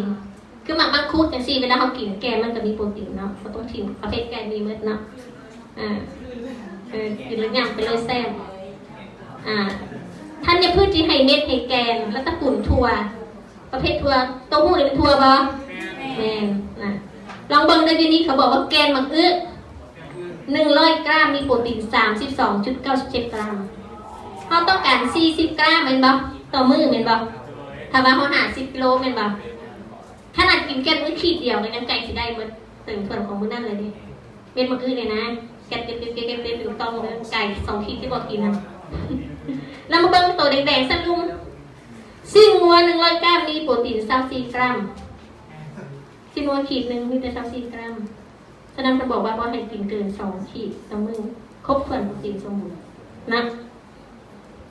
ไก่ก็มีประมาณ30มีปลามี22กุ้งก็มี18ตอนมาเบิ่งแกนมันก็มีทั้ง32แสดงพืชพันธุ์มีหลายบ่ หลายคือกันเม็ดแฟลกซีดนี่มีประมาณ 19.5 คุณน่าจะกินทุกมื้อได้คุณเม็ดแฟลกซีดเนาะคุณน่าจะมาเห็นเม็ดแฟลกซีดมันคล้ายๆกับเม็ดคือเม็ดงาแต่ใหญ่กว่าเม็ดงาหน่อยนึงเม็ดแฟลกซีดเวลาเขาจะกินดิบแล้วเขามาบดแล้วกินมันกินมันจะขาวๆคล้ายๆคือมักทั่วอินทากินแบบนั้นเลยเขาบดมันจะเป็นโปรตีนมีไฟเบอร์น้ำแล้วก็มีตัวเฉพาะมีน้ำมันโอเมก้า 3จะดีต่อร่างกายของเราเนาะแล้วก็มีถั่วงอกเป็น 18.20 ขีดหนึ่งกิน2 ขีดกันเลยเพื่อ2 ขีดครึ่งซะเนาะ2 ขีดครึ่งกับว่าหลายเป็นบ่หลายบ่กันกิน3 คาบนะสบายข้าวเดียวพอมันกายแล้วเต้าหู้100 ขีดนี่100 ขีด1 ขีดเต้าหู้1 ขีดมี 17.7 หลายบ่เนี่ยข้าวโอ๊ตเคยกินข้าวโอ๊ตป่ะมี 16.89 เม็ดเสียเคยได้ยินเม็ดเสียป่ะเคยได้ยินละ 15.6 เนี่ยแกนมะม่วงหิมพานต์กับมี 15.3 เด็กประเภทแกนประเภทเม็ดประเภททั่วปากแข็งมีเมื่อโปรตีนขนาดประเภททั่วประเภทเห็ดกับมีเนาะย่านบอแบบนี้นะแม้แต่ผักกาดนากับยังมีผักต่างๆกับยังมีหรือยังเกินมีการควบคู่กันมากับบอกว่าบล็อกโคลี่นะอันนี้ยังมีการทบเถียงกันเนี่ยคนได้มาลงมาบางกลุ่มก็บอกว่าบล็อกโคลี่นะมีโปรตีนหลายกว่าซิดูมาบางกลุ่มก็ว่าโบเมนทบจริงก็เลยยังให้จะเถียงกันก่อนเมื่อใดก็เถียงจบก็มาใส่เนาะยังสู้กันอยู่บางคนก็ว่าเพราะว่าบางที่อันตัวนั่นบล็อกโคลี่คือพักตัวไหนยังไงนี่บ้างเด็ดที่บนหัวเราเป็นดอกกระลำดอกสีเขียวนะฉะนั้นผักประเภทนี้ก็ไม่โปรตีนเมิดเลยฉันผักที่จะกินทุกมื้ออยู่ในครัวเรือนมีเมิดบ่ต้องห่วงดีบ่ต้องซื้อโปรตีนเพิ่มมากินนอกจากพวกกระเจ้าอยากได้กล้ามไปส่วนสาวก็ต้องกินนั่นน่ะเนาะอันเท่าก็จำเป็นเราต้องซื้อเพิ่มพอแล้วดีบ่ไม่ต้องกินเพิ่มเดี๋ยวมันจะเกินส่วนหลายคนเกินโปรตีนเกินแน่นไม่เกินนั่นย้อนซื้อยามากินเพิ่มคันเขาบ่กินเพิ่มกินอาหารตามชาติบ่เกินดอกดีงามเนาะเด็กๆก็เห็นเขาตุ้ยเวลาเขากินโปรตีนหลายเกินไปนะถ้าบ่ได้ไส้มันจะสะสมเป็นน้ำมันท้องเขาเพราะว่าเขากินธาตุแป้งมาใส่ในงานแล้วเป็นแห้งออกมาเนาะแล้วโปรตีนบำรุงอันสิใส่หลังจากมันซ่อมแซมสั่งเซลล์สั่งนั่นนู่นอันสิเฮ็ดแล้วเหลือเฮ็ดจังไหนทอนเป็นหนังท้องแต่บ่ต้องกินหลายเขาบ่อยากเป็นหนังท้องนะเป็นห่วงนะฉันพกจริตกล้ามก็กินเพิ่มเพื่อให้มันเป็นกล้ามของกระเจ้าเนาะอันหมวดที่2เรื่องแป้งแป้งนี่มีความสำคัญหลายอยู่ในนี้เบิ้งหูปะมีอย่างในนี้โปเตโต้มีแอปเปิ้ลมีถั่วมีข้าวเนาะมีถั่วต่างๆอยู่ในนี้เขาเจ้าแบ่งออกมาเขาบอกว่าคาร์โบไฮเดรตหรือคาร์บของคนบางคาร์บเนาะคาร์โบไฮเดรตหรือว่าธาตุแป้งคนละเป็นธาตุแป้งหรือว่าในซื้อนี้ใส่เป็นคาร์โบไฮเดรตหรือว่าสั้นๆคือคาร์บเป็นแรงพลังงานให้ร่างกายใช้ในการเคลื่อนไหวกิจกรรมต่างๆเต้นดีๆต่างๆนะผู้ชายบ่มีแห้งได้ผู้เฒ่าจะมาผิวแห้งผู้เฒ่าจะมีเงินมีแห้งลูกเอ้ยว่าสิเด้เหมือนบ่ผู้เฒ่าว่าสิเป็นบ่ก็บ่ผิดเด้เป็นน่ะสมองคนเฮาต้องการใช้แรงพลังงานนี่บ่กินเองสมองก็มีพลังงานเนาะคนเฮาต้องการแป้งธาตุแป้งหรือคาร์โบไฮเดรตประมาณ50-300 กรัมต่อวันเป็นอย่างแตกต่าง50นั้นสำหรับพวกที่อ้วนแล้วอ้วนบ่ต้องการคาร์โบไฮเดรตเพิ่มกินน้อยนึงก็พอแต่บ่แม่นบ่ให้กินเลยได้ต้องกิน50สำหรับ300ก็เป็นพวกที่ว่าเขาอยากได้กล้ามแน่จังซี่นะฉะนั้นแตกต่างกันไปเนาะบัดนี้แป้งมันเป็น2กลุ่มแป้งที่ดีและแป้งที่บ่ดีฉะนั้นเฮาคนคิดดีเฮาต้องเลือกกินแป้งตัวใดแป้งที่ดีแป้งที่ดีมีอย่างแน่ที่บ่ดีแม้อาหารที่ผ่านการปรุงแต่งแล้วเส้นข้าวหรือแป้งหรือข้าวจีประเภทขาวๆแป้งขาวข้าวสีขาวนะที่แบบคัดฟอกเข้าโรงงานสีออกทั้งหมดแล้วขาวงามเป็นแป้งที่บ่ดีฉะนั้นควรจะกินข้าวกล้องถูกปะน้ำตาลก็ไม่ธาตุแป้งโดยแท้เลยให้ถึงอ้วนไวอีกคือเขากินน้ำตาล100 กรัมเขาจะได้คาร์โบไฮเดรต100 กรัมเลยไวที่สุดน้ำเสื่อมประเภทซาโลอย่างต่างๆ สินะสโลว์ขนมอมกับแมนทัดแป้งได้ขนมอมนะมันมาเป็นน้ำตาลเนาะให้พูดไว้ว่าเป็นมิตรแป้งอย่างเดียวซื้อค่ะแป้งแต่ว่า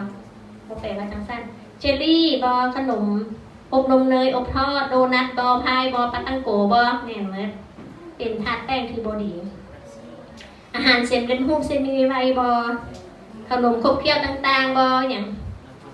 ชิปมันฝรั่งบออย่างประเภทนี้นะแต่ขบเคี้ยวต่างๆคือเป็นผงๆมากแต่เป็นทัดแป้งที่บอดีเป็นอาหารที่บดีต่อสุขภาพของเราสิเป็นสาเหตุใหญ่สาเหตุหนึ่งที่พาให้คนเฮาเป็นโรคหยังอ้วนหลังจากนั้นต่อมาด้วยเบาหวานแล้วหลังจากเบาหวานก็เป็นหัวใจฉะนั้นพวกนี้อาหารที่ตกแต่งขึ้นมาแล้วลูก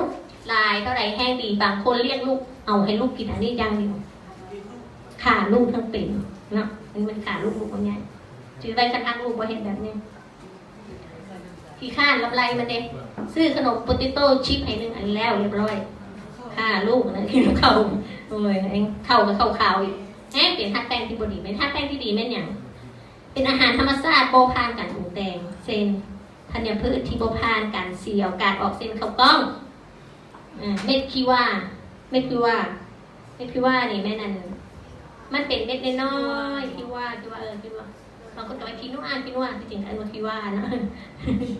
เป็นคล้ายๆเคลื่อนเม็ดน้อยแล้วเขาต้มกินต่างเขาเปลี่ยนหรือเขาต้มขึ้นมาเราไม่ให้กระสลัดนู่นนี่เป็นทัดแป้งที่ดี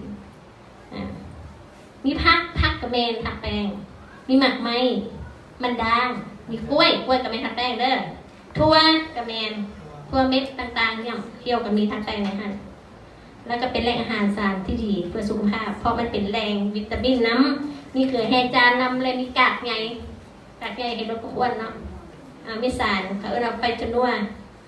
ที่มีความสำคัญต่อการรักษาสุขภาพและป้องกันโรคพยาธิฉะนั้นถ้ากินทัดแป้งที่ดีนะมันรักษาพยาธิเขาเป็นน้ำเขากินทัดแป้งดีมันทำลายเห็นเขาตุ้ยเป็นเบาหวานเป็นหัวใจผ่านมานี่ผู้ว่าสำรวจตัวเองกินทัดแป้งที่ดีหรือบ่ดีไปเห็นที่สุขภาพแข็งแรงได้บ่ย้อนสันทัดจึงยังมีอาการที่อดแอ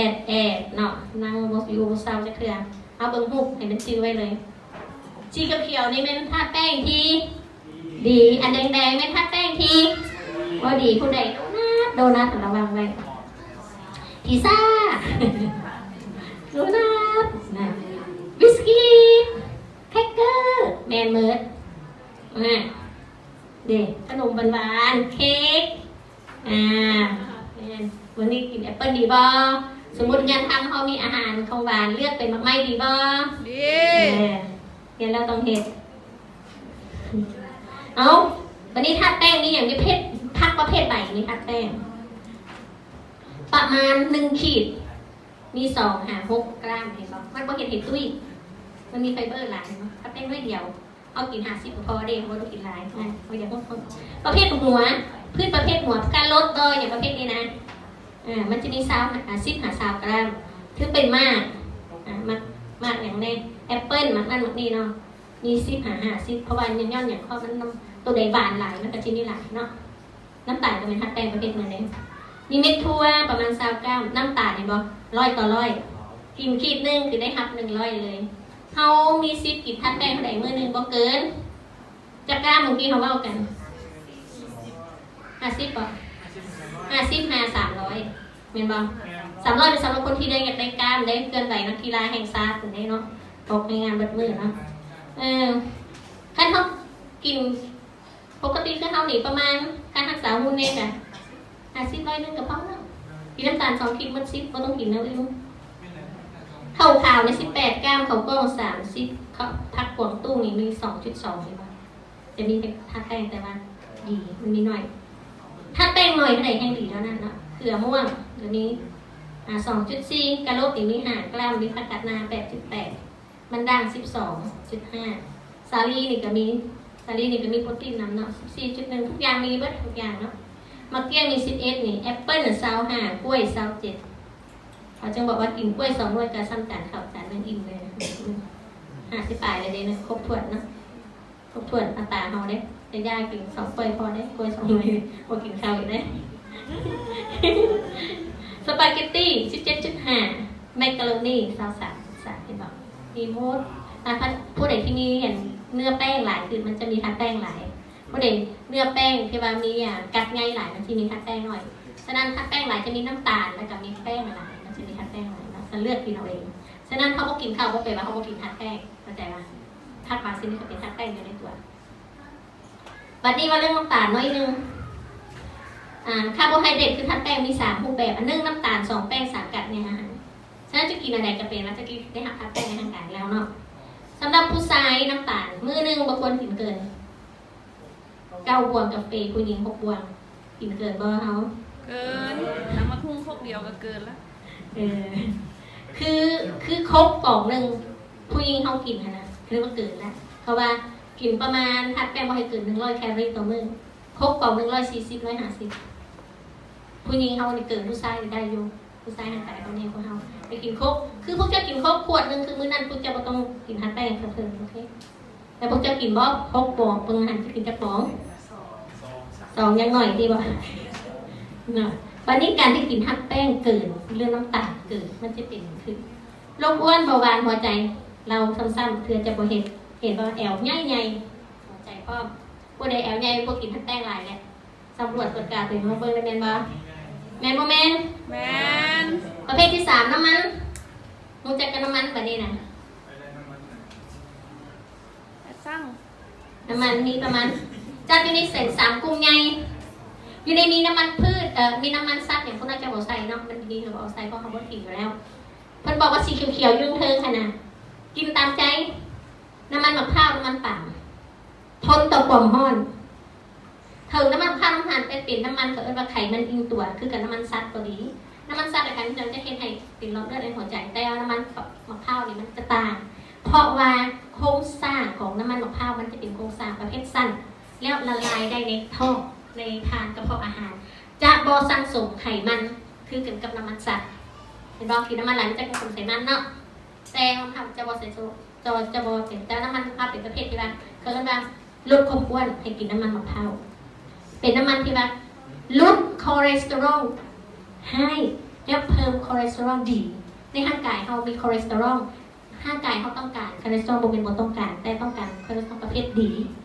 และน้ำมันมะพร้าวมันส่งเสริมให้น้ำมันคอเลสเตอรอลดีเพิ่มขึ้นสมองเขานี่เด้คอเลสเตอรอลมันเลิศบ่มีคอเลสเตอรอลนี่เฮ็ดเรียกบ่ได้เด้สมองเขาน่ะแต่เขาต้องการคอเลสเตอรอลดีคอเลสเตอรอล5มันจะเฮ็ดให้เป็นโรคหัวใจเนาะมีเคสน้ำมันมะพร้าวมาดีแบบนั้นแล้วน้ำมันป่ามันกระทบกับความร้อนบัดนี้ต่อมาสีเหลืองๆกินได้แต่ให้ระวังมีโอลีฟมีน้ำมันงามีถั่วดิบมีอะโวคาโดและแฟลกซีดที่จริงเขาจะบ่แนะนำให้กินเลยเพราะว่าเวลาร้อนขึ้นปั๊บนะสินะพวกนี้ไม่ต้องใส่ความร้อนอ่อนๆนะเข้าใจว่าร้อนอ่อนแฟลกซีดเป็นเต้าน้ำมันร้อนบ่ได้มันจะเป็นสารพิษทันทีฉะนั้นเขาจึงให้เขากินดิบดไปเลยกินน้อยๆกินโอลิฟนี่ก็จะเฮ็ดสลัดเด้เย็นๆตักเด้ใส่เลยบ่เป็นหยังกินเย็นบัดตัวสุดท้ายตัวแดงๆนี่ห้ามกินเลยมีน้ำมันพืชทานโดยเฉพาะเป็นทานกรรมวิธีห้ามกินเลยมีว่าก็อึดอยู่ห้านค่าติ่งแถวนั้นคาโนล่าบ่น้ำมันองุ่นบ่น้ำมันดอกดาวเด่นบ่น้ำมันสาลี่บ่เผ็ดคือห้ามกินเลยเพราะว่าพวกนี้พระเจ้าได้ผลิตแล้วพระเจ้ามันปกติแล้วน้ำมันนี่มันจะมีธรรมชาติมันจะขิวนะมันจะขิวปะโดดบ่ได้เขาจึงเวลาเขาผลิตเขาจึงให้รักษาชนิดของน้ำมันนะเขาเอิ้นว่าอัดความร้อนด้วยไฮโดรเจนเข้าไปเวลามาถึงอัดไฮโดรเจนเข้าไปปุ๊บเขาเอาน้ำมันพวกนี้ไปจืดไปทอดเพิ่มความร้อนมันทนความร้อนบ่ได้เลยมันจะเกิดสารพิษที่ก่อให้เกิดเป็นมะเร็งฉะนั้นจะบอกให้ห้ามกินเลยเนาะโอเคน้ำมันมะพร้าวดีแต่มันแพงขอเสียแต่ว่าจังไหนกะยาเพิ่นก็บอกว่าบรรดาน้ำมันก็เป็นจอกมันได้เห็นจอกมันบ่กินหน่อยเท่าที่จะไม่ชนะให้กินต้มแกงนึ่งแทนที่จะขั่วฉะนั้นของทอดยุดก็ดีเด้เนาะกินสกัดเย็นเอาได้บ่สกัดเย็นน้ำมันมะพร้าวสกัดเย็นจะลดความอ้วนแต่ก็กินหน่อยคือเก่าบ่ได้กินหลายวันนี้มันหลายก็ใส่เอาบ่เกิน4 บวงต่อมื้อนะเช้า2 บวงแลง2 บวงโอเค สรุปบอกกินน้ำมันทรานเด็ดขาดก็เอิ้นว่าน้ำมันโปรเซสหรือแป้งรูปบ่ให้กินเด็ดขาดกันมันเขียนอยู่หันว่าทรานส์แฟตฮีโดรเจนพาโซลีฮีโดรเจนผ่านกรรมวิธีหรือโปรเซสอย่างต่างๆประเภทซื้อสิลปต้องกินไปอ่านเบิ่งเนาะบางทีมันกระตัวก็มีมันบ่เขียนใส่แจ้งความรู้สึกอยู่ต่างประเทศเขาห้ามและบ่ให้ผลิตระบบนี้แต่เราทางไทยเรายังกินอยู่น้ำมันกรดไขมันอินเกิดคือปากของข้าวในเรื่องคือน้ำเป็นน้ำมันที่ดีเหมาะสมในการทอดจืดนะน้ำของข้าวเป็นน้ำมันที่ช่วยเพิ่มคอเลสเตอรอลดีลดคอเลสเตอรอลให้มีผลดีต่อสุขภาพกรดไขมันอิ่มตัวเขาเอิ้นว่าเซิงซ้อนมีโอเมก้า3เป็นดีที่สุดส่วนหลายเวลาซื้อน้ำมันเขาจะเห็นโอเมก้า3โอเมก้า6โอเมก้า9ถึงบ่9เราสนใจมันดอก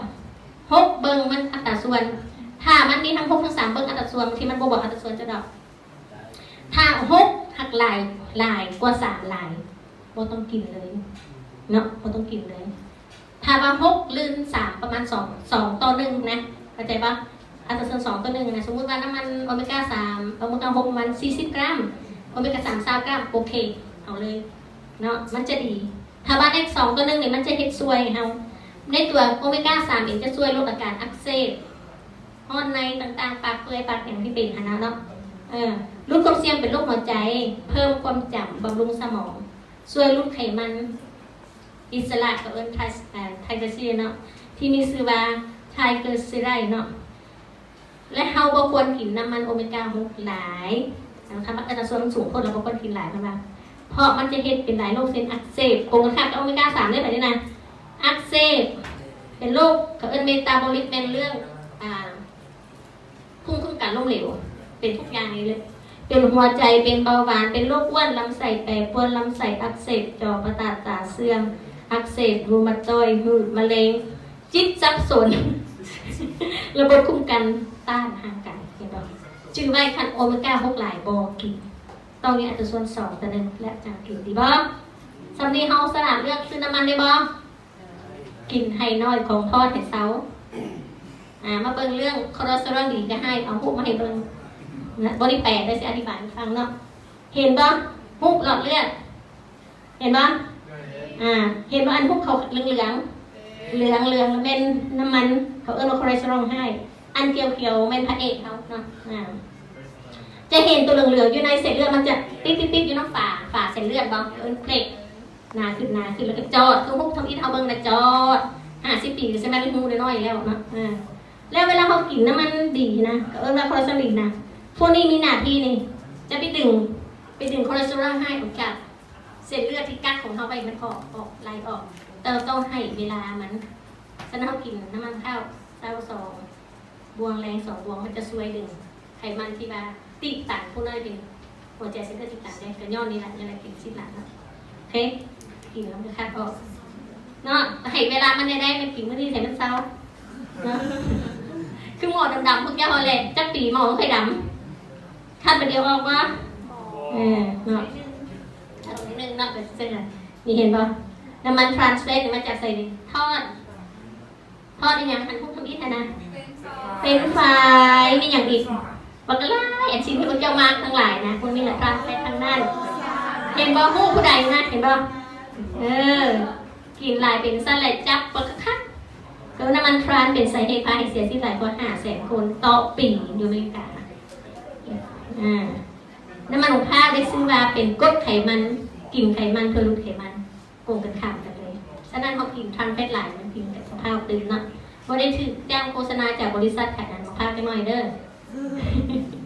เอาพวกนี้ไม่ได้แปลงไปพอท่านจะมาอธิบายให้ฟังเห็นตัวมันง่ายบ้างเห็น inflammation อยู่ท้องเลยนะinflammation เป็นอาการอักเสบอาการห้อนในอาการต้านเนาะอันฮุกตัวพิษกับเอิ้นว่าคนที่เป็นนะโรคอ้วนแล้วก็ถ้าให้เกิดเป็นเบาหวานเนาะเบื้องข้างแดงๆมันเกิดการอักเสบภายในคือร่างกายเวลาเขามีของแปลกปลอมมีของอักเสบนี่อย่างต่างมามันจะเกิดมีทหารกลุ่มนึงเกิดมาต่อต้านเป็นบ่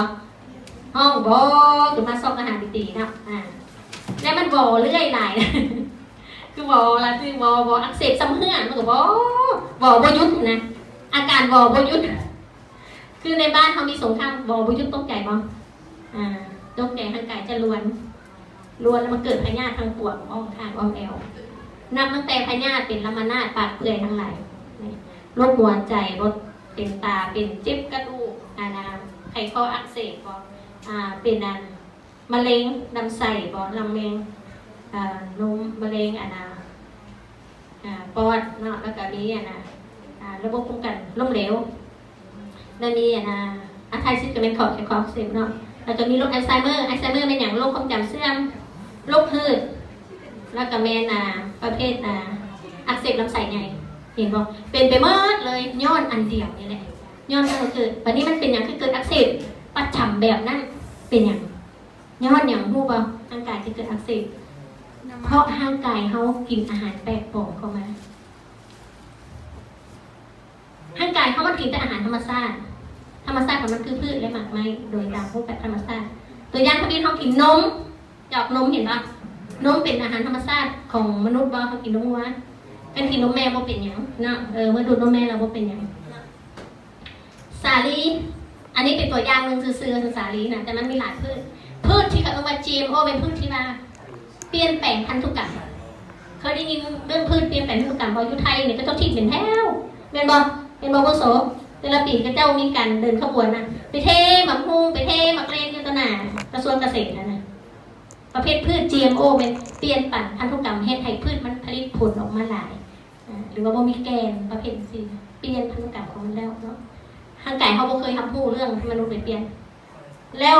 อาหารจืดก็เป็นอาหารธรรมชาติของเราประเภทแป้งที่ว่าเขาผลิตขึ้นมาเองประเภทนี้เนาะน้ำตาลหรือว่าซีดประเภทแปลว่าอาหารที่บ่เป็นธรรมชาติมันจะเกิดอาการอักเสบซ้ำเหือมันตกใจเพราะมันเข้าไปปุ๊บมันบ่ฮู้ไม่ที่อย่างแปลกๆอย่างเข้ามาเขาบ่เคยเห็นอาหารที่มันก็ห้องเขาบอกกันมาตลอดแล้วห้องไปเรื่อยเขากินทุกมื้อเด้มันเลยเกิดพยาธิทางปวดฉันตั้งให้ดีๆปวดก็จะเข้าไปปึ๊บให้ไปนั่งสมาธิให้สงบหมดบ่สะกอนให้สงบจิตสงบใจแล้วกินอาหารแบบพิถีธรรมชาติขึ้นโดยที่มาหมายความว่าบ่แม่นที่มนุษย์ผลิตขึ้นมามีอันใดในที่มนุษย์ผลิตขึ้นมาตัวอย่างมะกล้วยแม่นบ่แม่นมะกล้วยกับธรรมชาติกินอาหารธรรมชาติและกินตามฤดูกาลคือธรรมชาติมักไม่ที่บ่แม่นตามฤดูกาลแม่นธรรมชาติบ่แม่นเห็นบ่คนละเอียดลึกซึ้งมันอยู่บางหันให้เจ้าคิดคือมาเป็นตามที่พระแม่องค์ทำให้มาว่ามันสุดดีบ่เข้าใจเนาะในนี้นะน้ำมันพืชนี่มาแพงองค์ทำให้มาหรอผู้ใดเฮ็ดมาหนุนน้ำตาลเนี้มาหนุนเห็นบ่เข้าใจแล้วบอกแบบนี้มันเกิดเป็นสั้นอาการนี่มันจะเป็นแบบไหนมือผู้พางมันดูนี่ตัวทพิษเวลามันอักเสบลำไส้เวลาเขาซองก้องเขาใส่จะเป็นสั้นตัวเขาจะเปื่อยเห็นปวดใช่ปะมักเป็นว่าเจ็บคอเจ็บบาคนนั้นก็เป็นอาการมากินอาหารประจำซะเจ็บแอวเจ็บคอเจ็บแขนปวดต้นปวดตัวแม่นบ่ตะกี้เป็นบ่ผู้เฒ่าผู้แก่นะสมัยยุคบูฮานนะ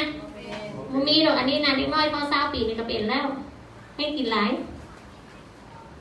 เป็นบ่เจ็บขูดปากโป่งปากเปื่อยเป็นว่าในก็เจ็บเป็นนี่แหละหลังจากพวกนี้เป็นเรื่อยแล้วจะผลต่อมาก็คือพยาธิทางปวดทางหาแก้ไขที่ต้นเหตุเนาะเอามาเบิ่งด้วยอาหารเป็นมะเร็งโรคยอดพิษเห็นบ่มีอย่างไรมีขนมนมเนยทั้งนั้นเลยเมนบ่เบิ่งซ้ายมือเบิ่งขวามือบ่เบิ่งขวามือน้อยนะอาหารที่ต้านมะเร็งกับยืนเบื้องซ้ายเป็นพืชพันธุ์ธัญญาหารเห็นบ่แค่นี้เปลี่ยนอาหารบ่กินของที่พิษธรรมชาติกินอาหารตามธรรมชาติเขาแก้ไขได้ไม่จะปัญหามะเร็งเนาะโอเคกินหมดเลยบ่เดี๋ยวทำหา สุดท้ายสุขภาพเรื่องวิตามิน B12 เขามักว่าคนกินเจนค่ะแน่นอนวิตามิน B12 เขาไม่ได้กินตับไม่ได้กินไข่ไม่ได้กินนมเพราะว่าวิตามิน B12 มาจากพวกนี้แล้วที่เขาถามขึ้นได้เนาะเป็นตอนงัวมันกินยัง กินยังวิตามิน B12 พวกจะมาจากสายมาจากขี้ดินพืชเพราะว่างัวมันกินหญ้าแล้วหญ้ามันหย่ำหญ้ามันได้ไปล้างบ่ มันกินเรื่องหญ้าทั้งขี้ดินไปน้ำเป็นบ่ มันมีแบคทีเรียอยู่ในขี้ดินติดหญ้ามาแล้วเข้าไปในท้องมันก็เคี้ยวแล้วกันเพราะเป็น B12 แล้วมันก็สะสมนะฉะนั้นตามเพศมันจะบอกว่าเวลาอยู่ในกินพืชผักที่ว่าประเภทเป็นหัวนะเป็นกระโลดเป็นอย่างเป็นหัวนะพยายามโบซื้อประเภทที่กระจำขาดเสื้อลูกทั้งหมดซื้ออันเป็นธรรมชาติแล้วก็ล่างสาดคือเก่าแต่ถ้าสิล่างจะไหนมันก็บ่หมดมันก็ยังมีอยู่เปลี่ยนห้าต้นไม้ต่างๆแล้ววิตามิน B สำหรับคนกินเจเอามาได้ใส่เอามาจากสาลายพอสาลายมันอยู่ในน้ำเนี่ยมันก็มีแบคทีเรียประเภทที่ว่าเท้าสาลายหรืออีกอย่างก็อยู่บ้านนั่นแถวบ้านเกิดก็จะมาขายพัมวัดประพัมนะพัมวัดพัมวัดประเภทนั้นหรือว่าให้แพนสิประเภทนี้ลายอันนี้ลายแล้วมาเข้าดีกว่าสักหลังอันมันคงงามประเด็นที่สองเนี่ยเพราะว่าเขาบอกว่ามันจะมีอยู่ในอาจจุ๋มเพราะว่าคือว่าซัดปากประเภทมันกินอาจจุ๋มเห็นไหมที่จริงมันมีชาติเราเรียกของมันลายได้เนาะนั่นฉันเอากินสลายก็ได้ไปนี่หน้าที่ของ B12 เป็นอย่างบำรุงรักษาระบบประสาทสั่งเคราะห์เซลล์เม็ดเลือดแดงขาดปุ๊บหน้ากระเหลืองเจเวอร์ซ่อมแซม DNA ที่เปเพเนาะช่วยลดความเสี่ยงในการเป็นโรคมะเร็งดีบอแบบนี้โรคหัวใจเพิ่มพลังมีแหงมีความต้านทานในร่างกายแล้วก็ชะลอความแก่นานเท่าฉะนั้นเขาจะบอกว่าเวลาเขากินอะไรแพงนะอันคือองค์การชีวิตก็จะเอาไผ่แพรบ้านเขานะไปเสื้อแล้วไปปลูกที่บ้านเขาไปปลูกอยู่แล้วไปผลิตเป็นยาให้คนแอฟริกาเด็กที่มันขาดอาหารเห็นบ่โตจ้อยๆนะไปกิน3 เดือนพวกที่ขาดอาหารกิน3 เดือนจะเห็นให้ฟื้นฟูเซลล์โดยเป็นปกติเนี่ยมันจะเห็นมันส่องแซมเซลล์ทั้งหลายเห็นบ่ในการขาดวิตามิน B2 เห็นเลือดจางเมื่อยตีนซามือซาตึงเครียดซึมเศร้างานใส่กระข้ามแก้มเนี่ยค่ะอาจจะเป็นปวงก็คือบ้าเห็นพวกอยากอาหารน้ำนางลุกท้องผูกท้องเสียขาดวิตามิน B12 ระยะยาวจะเห็นให้สมองระบบประสาทถูกทำลายแต่โชคดีที่ว่า B12 ถึง7มีความสำคัญในเด็กกระยามันเขาต้องการหน่อยเนาะหน่อยที่สุดมื้อนึงเขาต้องการเพียงแต่เบิ่งคน14 ปีขึ้นไปสำหรับพวกนี้เขาต้องการ 2.4 ไมโครแกรมผู้ชายก็คือกันคนถือผ้า 2.6 และคนแม่ลูกอ่อนกับ 2.8 ไมโครแกรมบ่เป็นแกรมอีกไมโครแกรมหัวน้อยๆกันอีกฉะนั้นบ่ต้องย่านว่าเขาขาดเนาะนี่เอากินสไลด์ดีบอซูชิแพนสไลด์2 แพนเหลือเฟือมื้อนึงเนาะกิน10 แพนบ่เป็น2 ตอนได้2 ปั้งไปหน้าผลิตภัณฑ์สาลายมีปริมาณB12 แตกต่างกันได้ไหมมันสาลายแต่ละเขตนะมันจะมี B12 ต่างกันบางบ่อนมันจะมีหลายบางบ่อนจะมีน้อยนะจะมีประมาณ 32.3 538.3 ไมโครแกรมแล้วเขาต้องการเท่าไหร่เมื่อกี้นี้เท่าไหร่ 2.4 มันขึ้น 2.4เรื่องกันลายป่ะโคตรลาย100 กรัมคนเด็กแต่นั้นเขากินแค่2 แผ่น2 แผ่นมันเบาๆเลย100 กรัมมันหลายได้คิดเป็นสาลายนะเนาะเขากินประมาณ4 กรัมเดือดเฟือย่านบ่แบบนี้บ่ย่านเนาะนอกจากนั้นเด้ผู้ใดมากินซีเรียลยำซ่าก็จะกระอัด B12 ใส่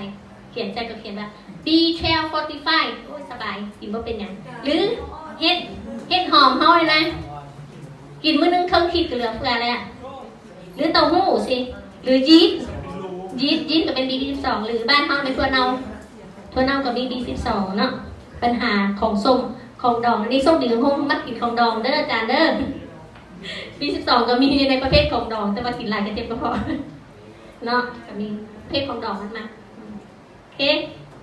กินได้เนาะถั่วเน่ากับกินนี้ประเด็กประดอกก็สิมีกระดอกมามัดสำหรับสุขภาพนอนในมือนี้แต่ทำมาบางเรื่องถ้ามีเวลาหลายจะบางเรื่องสภาพเป็นโรคฟังอยู่บอเขาบอกว่ากินเจเพื่อโรคอันห้อนระอุเกี่ยวข้องกับแนวใดภาวะวิกฤต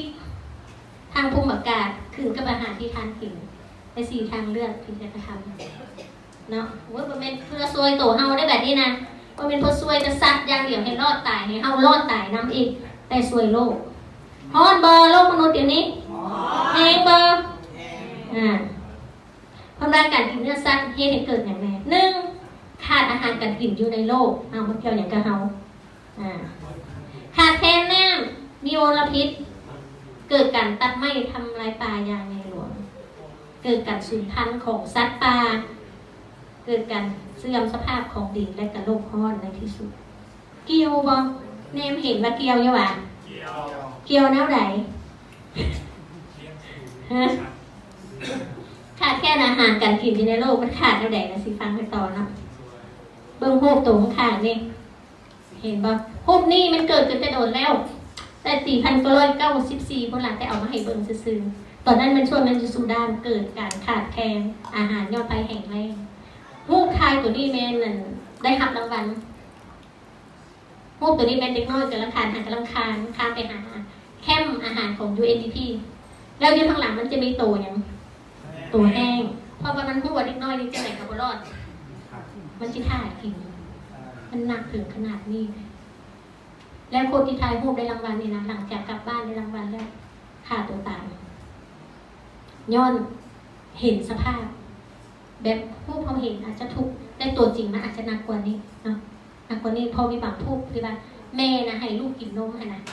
จนตัวเองบ่มีอย่างให้ลูกกินนะกันลูกกระตายตัวกระตายโรคพร้อมกันเป็นสภาพมันสเตรสไหลนะแล้วก็กลับมาแล้วก็ฆ่าตัวตายเลยสเตรสเนาะเป็นสั้นเป็นอย่างสั้นพันวาสาเหตุพันบอกว่าถ้าบาเฮานี่นะมีเข่า16 กิโลเขาไปเลี้ยงหัวเขาจะได้ซีนมา1 กิโลให้คนกินเลี้ยงได้2 คนเป็นปะแต่เข่า16 กิโลนั้นสามารถเลี้ยง3 คนได้เห็นเป็นยังว่าการกินเจช่วยให้คนรอดตายการกินซีนเห็นให้คนขาดอาหารเห็นปะ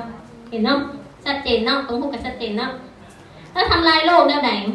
เพื่อสิเลี้ยงสัตว์พวกนั้นนะเพื่อผลิตหัวพวกนั้นนะเขาต้องทำลายป่าไม่ก็อุณปาดงดิบเขตอเมซอนที่เป็นแรงผลิตออกซิเจนในโลกเขาทั้งหลายนี้ปัจจุบันนี้ถึงทำลายไปแล้ว760 ล้านโอ้โหเมน706โมเมนยังไม่เข้าต่อนั่งเพียงเราเรื่องอาหารตอมคือในปัจจุบันนี้โลกเขาในผลิตสารให้พืชทางอาหารบาง760 ล้านตันเอาผลิตไปเฮ็ดอย่างไปเลี้ยงสัตว์แต่เข้าพวกประเภท760 ล้านตันสามารถเลี้ยงคนในโลกนี้ได้11ตื้อคน14 เท่าอีกเห็นบ่ย้อนเขาออกไปเลี้ยงสัตว์คนเลยขาดอาหารถ้าเขาบ่เลี้ยงสัตว์คนก็มีกินแล้วก็เหลือเฟือที่พระเบญทำว่าโลกนี้แม่ได้สร้างไว้พวกเจ้าอยู่ย่างเหลือเฟือบ่มีอึดบ่มีอยากกินฮอดตายก็บ่มันอันที่เมื่อย้อนความโลภของตัวเองกักตุนไปซื่อๆแล้วเขาบอกว่าเด็กน้อยคนนี้มื้อนี้เราหิวข้าวแห้งยังบ่มีข้าวกินแต่ในขณะเดียวกันข้าวที่เราควรจะกินหันไปเลี้ยงสัตว์อยู่ในโลกนี้เนาะวันนี้อยู่นี่เขาบอกว่าใน1 เอเคอร์ดินเอเคอร์นึงประมาณ 4,000ไปปลูกทำไมไปปลูกเขาเอิ้นว่าโปเตโต้เป็นหยังมันฝรั่งนะได้50,000 ปอนด์หรือว่า25,000 กิโลเนาะประมาณครึ่งหรือผลิตอาหารมักเล่นได้2เท่าไหร่เอามาเป็นโปรตีน40,000มักเล่น50,000แต่ว่าเวลาผลิตสิ้นแล้วได้แค่20 ปอนด์เท่านั้น250 ปอนด์เท่านั้นเราเบิ่งปลาไม้ที่สูญเสียไปปัจจุบันนี้136 ล้านเอเคอร์คือ 4,000 ประมาณ 4,000 คูณเข้าไปได้ถึงตัดทำลายลงเพื่อไปปลูกพืชพันธุ์ธัญญาหารทุก1 นาทีนะจะถึงตัดปลาถึงตัดประมาณกว้างเท่าสนามฟุตบอลกับว่า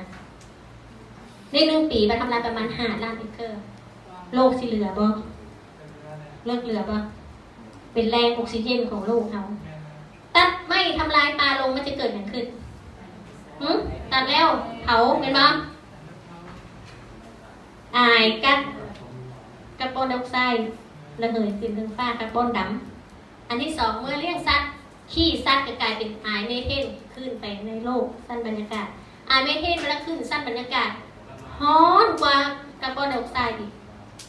บางแรงก็ว่าประมาณ20 เพื่อขึ้นไปบางแรงก็บอก60 บาทแต่แล้วแต่ แล้วมันไปอยู่เทิงค่ะมันจะเห็นรอบมองตึงแต่ว่าความดีของมันไม่เท่งอย่างน้อยมันมีความดีน้อยนึงนะส่วนแสดงก็ได้ขั้นเขาเศร้ากินสิ้นและกินเจวัดทุกคนอายไม่เท่งอยู่ในหันแค่10 กว่าปีมันก็จะละลายทันทีแต่ประกาศบอลโดยไซอยู่ในหันประมาณ 3,000 ปีที่ตัดไม่ทำลายป่าเนาะวันนี้เพิ่นบอกว่าอันนี้เป็นข่าวล่าสุดปี 2018 เนาะออกจากหนังสือพิมพ์การเดียนถ้าเฮาบ่กินสิ้นทุกคนนะแล้วก็บ่ดื่มนมงัวเอาบ่ส่งเสริมอุตสาหกรรมให้มันพื้นที่เกษตรจะลดลงถึง 75% ทันที 75% ไส้อยู่ปัจจุบันนี้นะแน่เพื่อตอบสนอง2 คนนี้นะและพื้นที่นะเทียบเท่าประมาณประเทศอเมริกาประเทศสหพันธ์ยุโรปกันอเมริกาและก็ออสเตรเลียเขาเอิ้นว่าออสเตรเลียเป็นทวีปเนี่ยเนาะบวกเข้ากันใหญ่ถึงขนาดนั้นเลยเนาะการสูญเสียสัตว์ป่าเพื่อการเกษตรเป็นปัญหาหลักให้เกิดการสูญพันธุ์สัตว์ในปัจจุบันนี้เพราะเขาทางต้นไม้ทำลายป่าสัตว์มีมันอยู่เลยเนาะมันก็ตายถ้าว่าสัตว์ตัวหนึ่งตัวนึงตายโลกเขาก็ถึงตายพอโลกทั้งหมดนี่สัตว์แต่ละตัวมันเกื้อหนุนกันเด้ตัวหนึ่งขาดเป็นบาลานซ์มันขาดทันทีเนาะคือเขาขาดเขาเองในเนื้อในนมหันนะเพิ่นบอกว่าเวลาเขากินเข้าไปแล้วหันนะให้แคลอรี่เขาแค่ 18% 37% โปรตีนแต่ไส้เนื้อที่เกษตร 83% ปล่อยไอแก๊สเฮือนกระจกขึ้นสู่สภาพบรรยากาศ 60% ในบรรดาข้อมูลอาจจะเป็นจากโรงงานอาจจะเป็นจากรถจากนั่นจากนี่แต่พวกนี้หลายกว่านู้นคุ้มบ่ไส้เนื้อที่ก็หลายสร้างมลพิษก็หลายมาทับไส้มนุษย์ได้น้อยเดียววันนี้แก๊สเฮือนกระจกเด้จากการเลี้ยงวัวด้วยการตัดไม้ทำลายป่านะหลายกว่าการเลี้ยงตามธรรมชาติ12 เท่าเขาเลี้ยงวัวไปปล่อยตามทุ่งนานะมันก็มีขี้คือกันแต่มันบ่หลายเท่ากับเลี้ยงแบบอุตสาหกรรมนะและไส้เนื้อที่สิดีนะหลายกว่า50 เท่าคุ้มอยู่บ่คุ้มพอบอกว่าความพยายามกำหนดบ่ให้ลงห้อนแค่เพิ่มขึ้น2 องศาให้บ่ให้เกินนี่นะ2 องศาเป็นเรื่องที่ยากเพราะว่าจุดนี้เป็นจุดที่เห็นโลกเขาตกอยู่ในความอันตรายสุดขีดพาให้เกิดภัยแห่งแรงข้างใหญ่ที่เกิดเนาะการสูญพันธุ์ข้างใหญ่ทั้งสัตว์สูญพันธุ์และมนุษย์กับบ่เหลือและการเพิ่มนิวของน้ำทะเลที่ให้หลายๆประเทศต้องสูญเสียเนื้อที่ดินไปเนาะและการทำนายตะกี้แบบปี 2025 เนาะแต่ว่าเดี๋ยวนี้มันมาไวกว่าเก่าอีกแล้วฟังเราเป็นตาย่านถ้าเรากินเตะคนหนึ่งเราช่วยอย่างได้ไงเอากันวิจัยออกมาเนาะประหยัดในน้ำ 1,100 แกลลอนนึงไงเติมไปเนาะประหยัดเขาได้ประมาณ3 กิโลต่อคนถ้าเป็นเตะคนหนึ่งต่อข้าวต่อมื้อนะ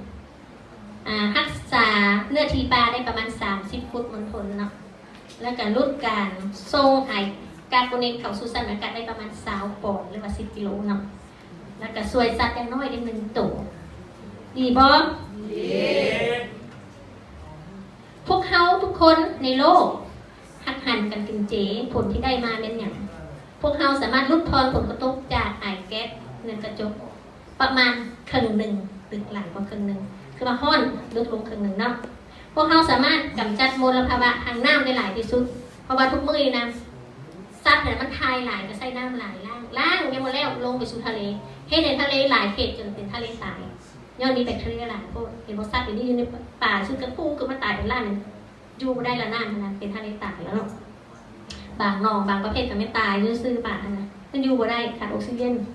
พวกเขาสามารถช่วยแก้ไขปัญหาทำลายปลาฝนได้เนาะยุดบ่ให้ทำลายต่อไปไม่ได้ปลูกมันนี่นะการสูญพันธุ์คัดแล้วก็ช่วยในการสูญพันธุ์คัดข้างในนี่เนาะช่วยแก้ไขเนาะการเฮาช่วยมันได้คือเฮาช่วยเฮาได้แล้วพวกเฮาทุกคนอย่างน้อยก็มีสุขภาพที่แข็งแรงและอายุที่ยืนยาวแม่นบ่วันนี้สรุปคำว่า1 มื้อกินเจมื้อชีวิตรอดตายคุ้มบ่เข้าใจแล้วบอกคำเว้าคำนี้แบบนี้นะเข้าใจเลยเนาะบ่แม่นแต่เฮาผู้เดียวบ่แม่นแต่สัตว์ตัวนั่นแต่สัตว์หลายๆประเภทแม้แต่สัตว์อยู่ในป่าเฮาก็ยังซอยเนาะทุกอย่างเลยแล้วเพิ่นบอกมาสรุปในวันนี้การกินเจมีหยังแน่บ่เพียงแต่ให้สุขภาพแข็งแรงทั้งกายทั้งใจแม่นบ่ตกลงเนาะแต่เป็นการฝึกฝนสนะกิเลส ในตัวเองแม่นบ่ว่าเขากินย้อนปากเขาญาติแต่การญาติของเขาเฮ็ดให้ชีวิตคนอื่นเสียหายให้สภาพแวดล้อมเสียหายให้พ่อแม่และที่นี้เสียหายเขาควรพิจารณาบางคนว่ากูกินเรื่องของกูมันเรื่องมึงเงินกูถูกบ่แม่เงินเจ้าแต่ว่าเจ้ากินแล้วสภาพแวดล้อมทุกอย่างถูกทำลายเพราะว่าเป็นเรื่องของเจ้ามันเป็นเรื่องของทุกคนในโลกนี้เพื่อการอยู่รอดแม่นบ่ฉะนั้นผู้ใดสิเว้าคืนแบบนี้การยุดต้นเหตุของการฆ่าทั้งปวงฆ่าทั้งเพิ่นฆ่าทั้งเฮาถูกบ่เป็นการช่วยตนเองช่วยสรรพสัตว์ในโลกหลุดพ้นจากภัยพิบัติทั้งปวงพร้อมทั้งค่ำจุนโลกโดยแท้ยุติธรรมบ่คันบ่แนวนี้สรุปว่าแนวนี้ฮู้สึกว่าการกินเจนี่เป็นเรื่องจังได๋พิเศษสูงส่งบ่เหนือขนาดเนาะแล้วเพิ่นบอกว่าแล้วพวกเขายังมีเหตุผลใดที่ยังเลือกสุสานทรัพย์เต็มไปด้วยเลือดและน้ำตาหลายกว่าที่สวยพักที่สดใสและสวยงามถามพระเจ้าเบิ่งมีเหตุผลอันใดเหตุผลมาครบถ้วนสมบูรณ์ทรัพย์มันบอกว่าข่อยบ่มีทางเลือกแต่เจ้ามีถามเขาเจ้ามีเขาบ่มีแต่เป็นทรัพย์ข่อยถึงตัดสินมาเรียบร้อยแล้วในการที่เจ้าฆ่าข่อยที่เจ้าฆ่าเจ้าเองฆ่าคนทั้งโลกมนุษย์ชาติจะถึงการสูญพันธุ์ในที่สุดและทยุทธจะฆ่าสัตว์กินเจละเว้นโอเพียงจะตัดกรรมตัดเวรช่วยตนเองช่วยพี่ช่วยน้องช่วยทั้งโลกช่วยพระเนตรนี้ช่วยในโลกนี้